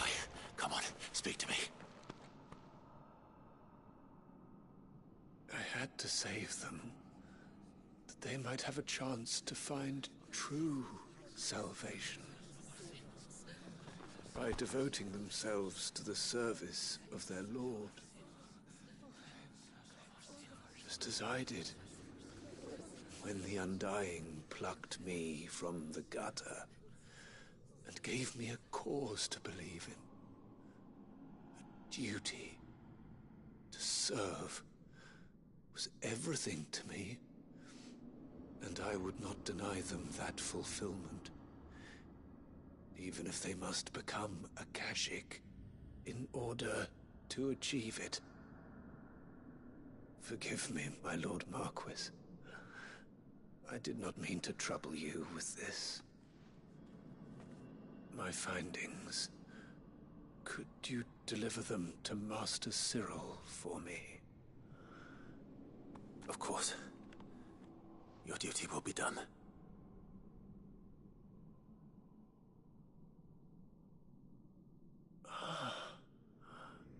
Look, my lord. They are saved.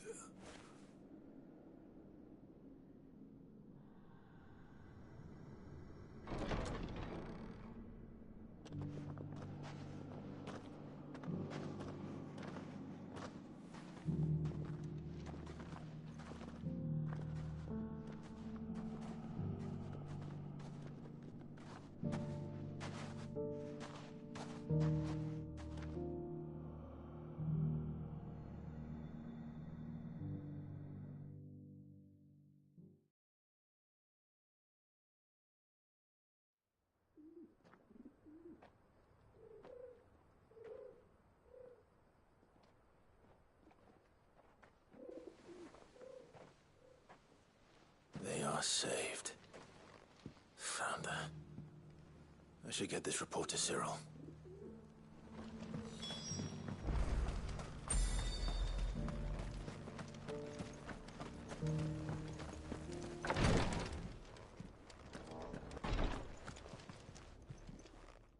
My Lord Marquis, welcome back.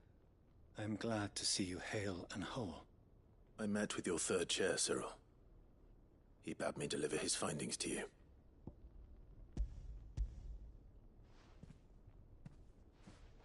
Thank you, my lord. He remained in Ash? He died protecting the villagers from an echo. I buried him in Mickelberg.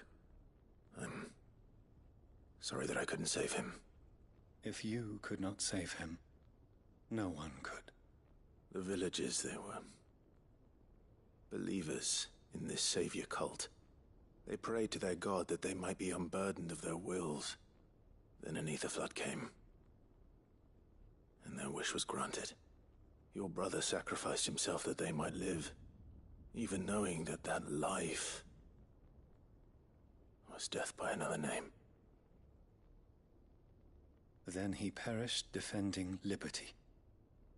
A hero's end. For the right to choose how one dies is no less sacred than the right to choose how one lives. Sid would agree. He wanted to build a world where people could die on their own terms. A noble ambition. To die for one's cause is the most perfect expression of one's faith. It matters not how misguided others might judge one's decision to be. Only that the decision is one's own. We live according to the teachings of our order. We believe in them, we protect them, and yes, we die for them. For better or worse, that is our creed.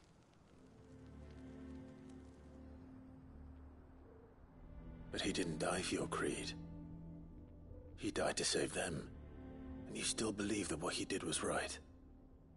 I believe that he believed it was. We of the Undying are not slaves, but willing servants. And this was his will, the ultimate expression of it. All right. I'd like to know this man's name, Cyril. To know the names of all the Undying who've fallen in the line of duty. They died serving my house. It's only right that I remember them. That is my duty. Of course. I shall fetch the Book of Martyrs at once. My lord, it has been, and shall ever be, the greatest honor of my life to serve House Rosfield. Though our duties may differ, yours is no less important. I pray with all my heart for your success. And were they here, I have no doubt but that every one of my fallen brothers and sisters would feel the same.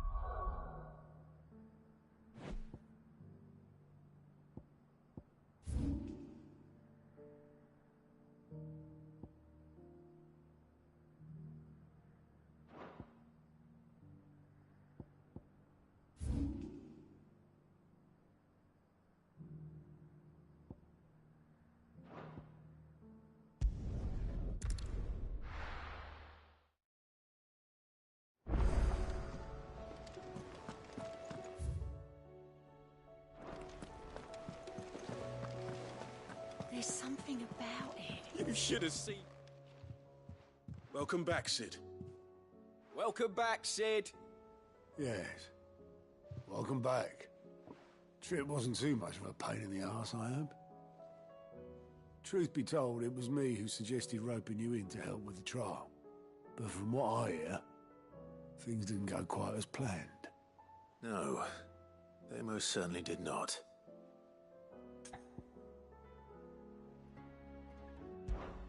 Ember lost his nerve in the face of a beast of prey, but he didn't lose heart. He pressed on, and he achieved his aim. And is that not what we ask of our scouts? Indeed it is. Thank you for your honest appraisal, Sid. The fact remains, however, that Ember will not always have a battle-hardened warrior on hand to pluck him from the jaws of peril. All I have gleaned from this trial is that without someone watching his back, Ember is little more than a liability. Wait, Sergeant. Ember still has much to learn, it's true. And this time he was found wanting. But I'd say he's due a second chance, nonetheless. After all, he did do as you asked. With a bit of hard work, any hand can be made to hold a blade, and any mind can conquer its fears. But a scout's nose is different. You've either got one, or you ain't. And by sniffing out that log, young Ember here has shown he has a conch and a half. Wouldn't do to waste it now, would it? Fine. One more chance. I'll do whatever you ask. I'll spend my days and nights in the pit if I have to. I'll show you. Just you wait. Daft as a brush, that one. But his heart's in the right place. Just like someone else we know. And if you ask me, we've been leaning on him for far too long. About time the curse breakers took some of the weight off his shoulders, I reckon. It couldn't hurt. Just don't tell Gav I said so, will you? I won't have him thinking he's been hard done by. Next thing you know, he'll be asking for a day off. Chance would be a fine thing. Back to work. Forgive me, Sid. This did not play out as I expected. Things really do these days. But that's why we need men like Ember more than ever. Men who can make the best out of a bad situation. Remember that. I will, Sid. Thank you.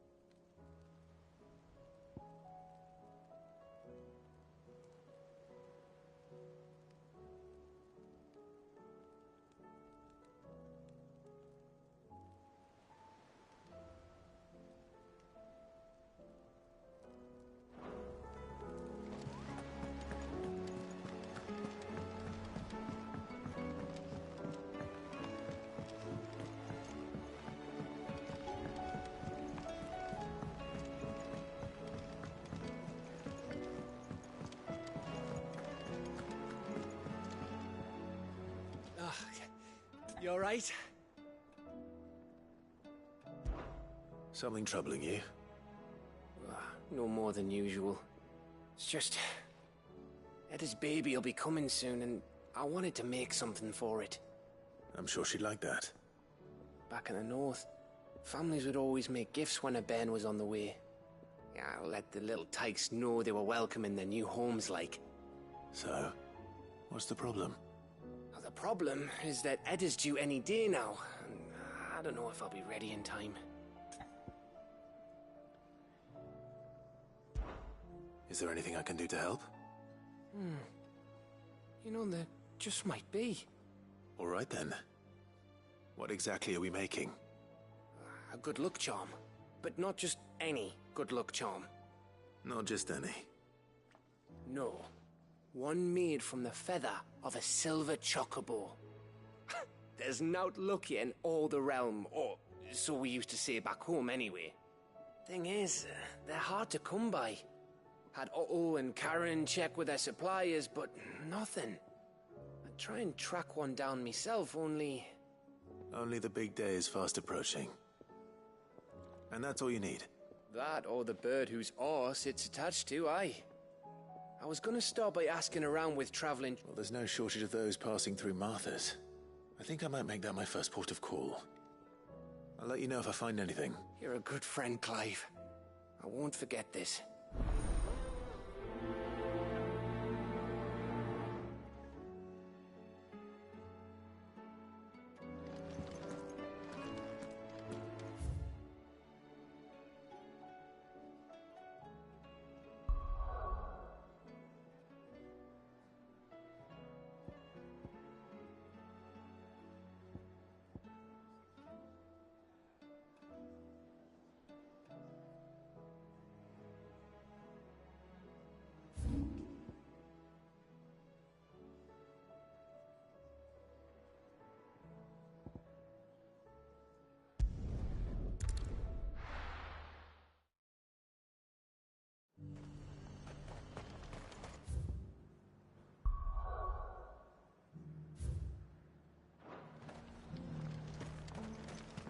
And how might I help the garrison today?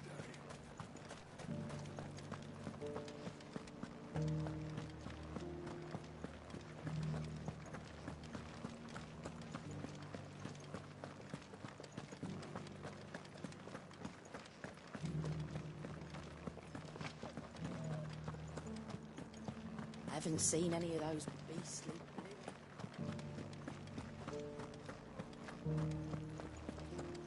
Do be careful. I will.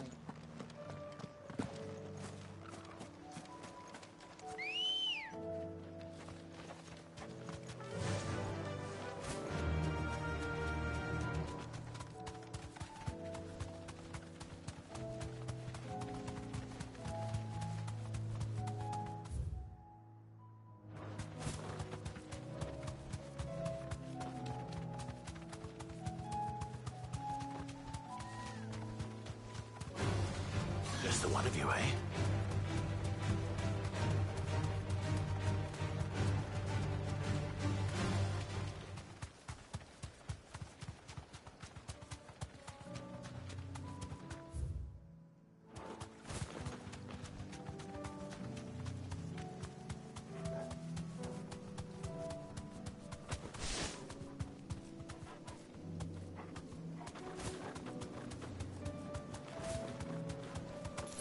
You deserve a rest.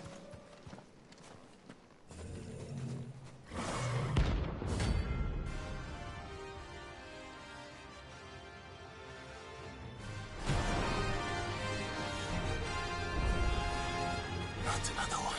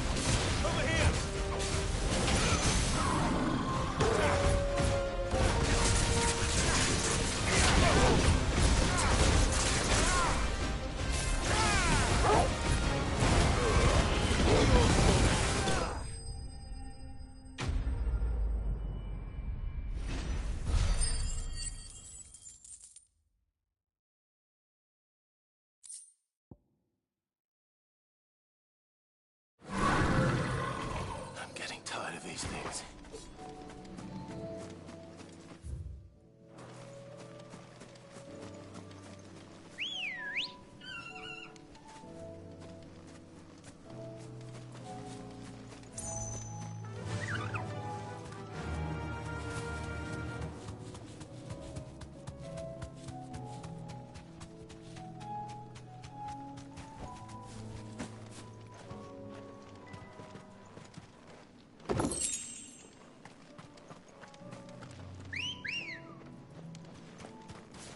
Come on.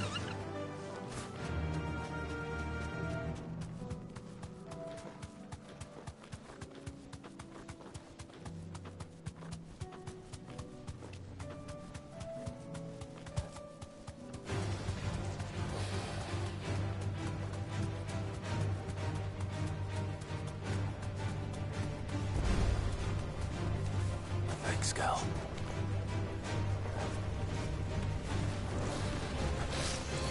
Nice try.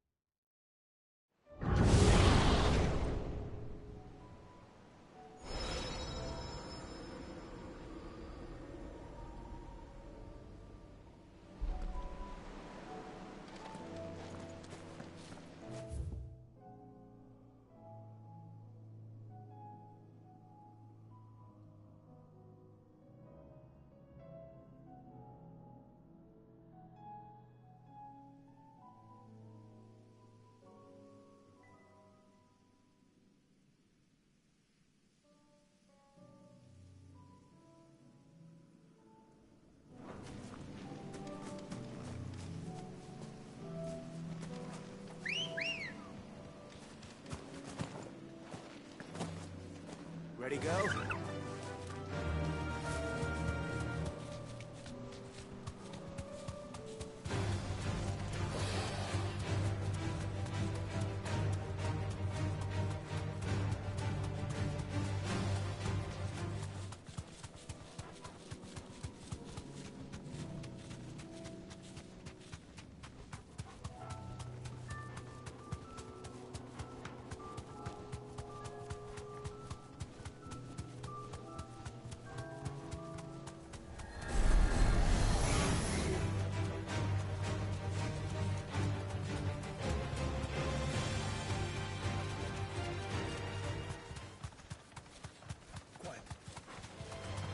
Someone's brave.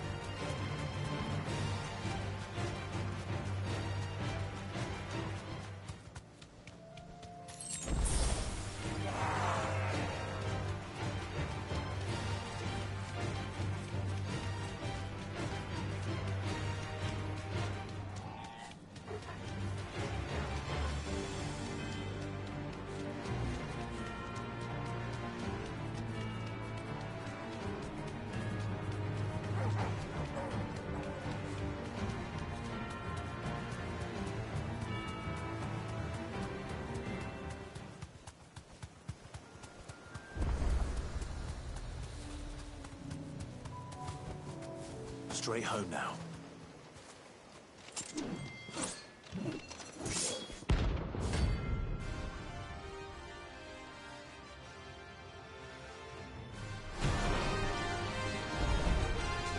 You're the outlaw! The one who drove His Highness to madness! On your knees! He hasn't heard. And it doesn't look like he's willing to listen.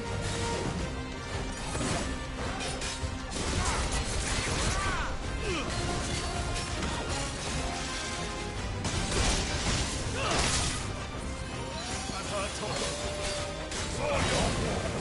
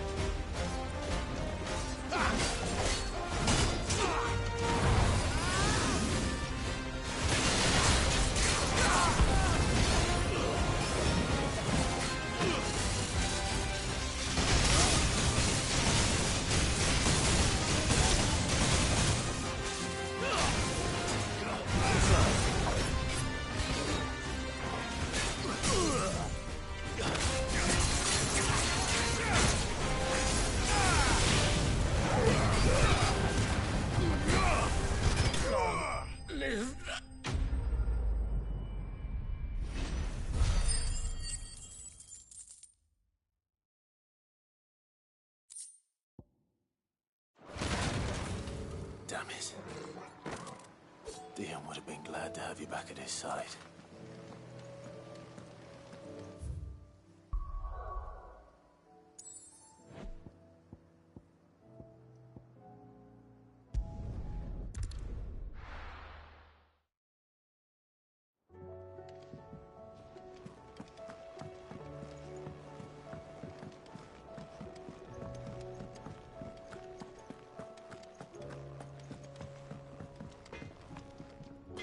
Trouble with your gear, or... What do you want?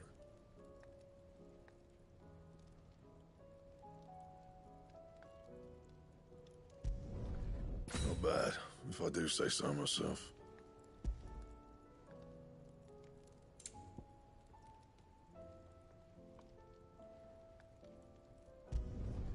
No scratches, all right?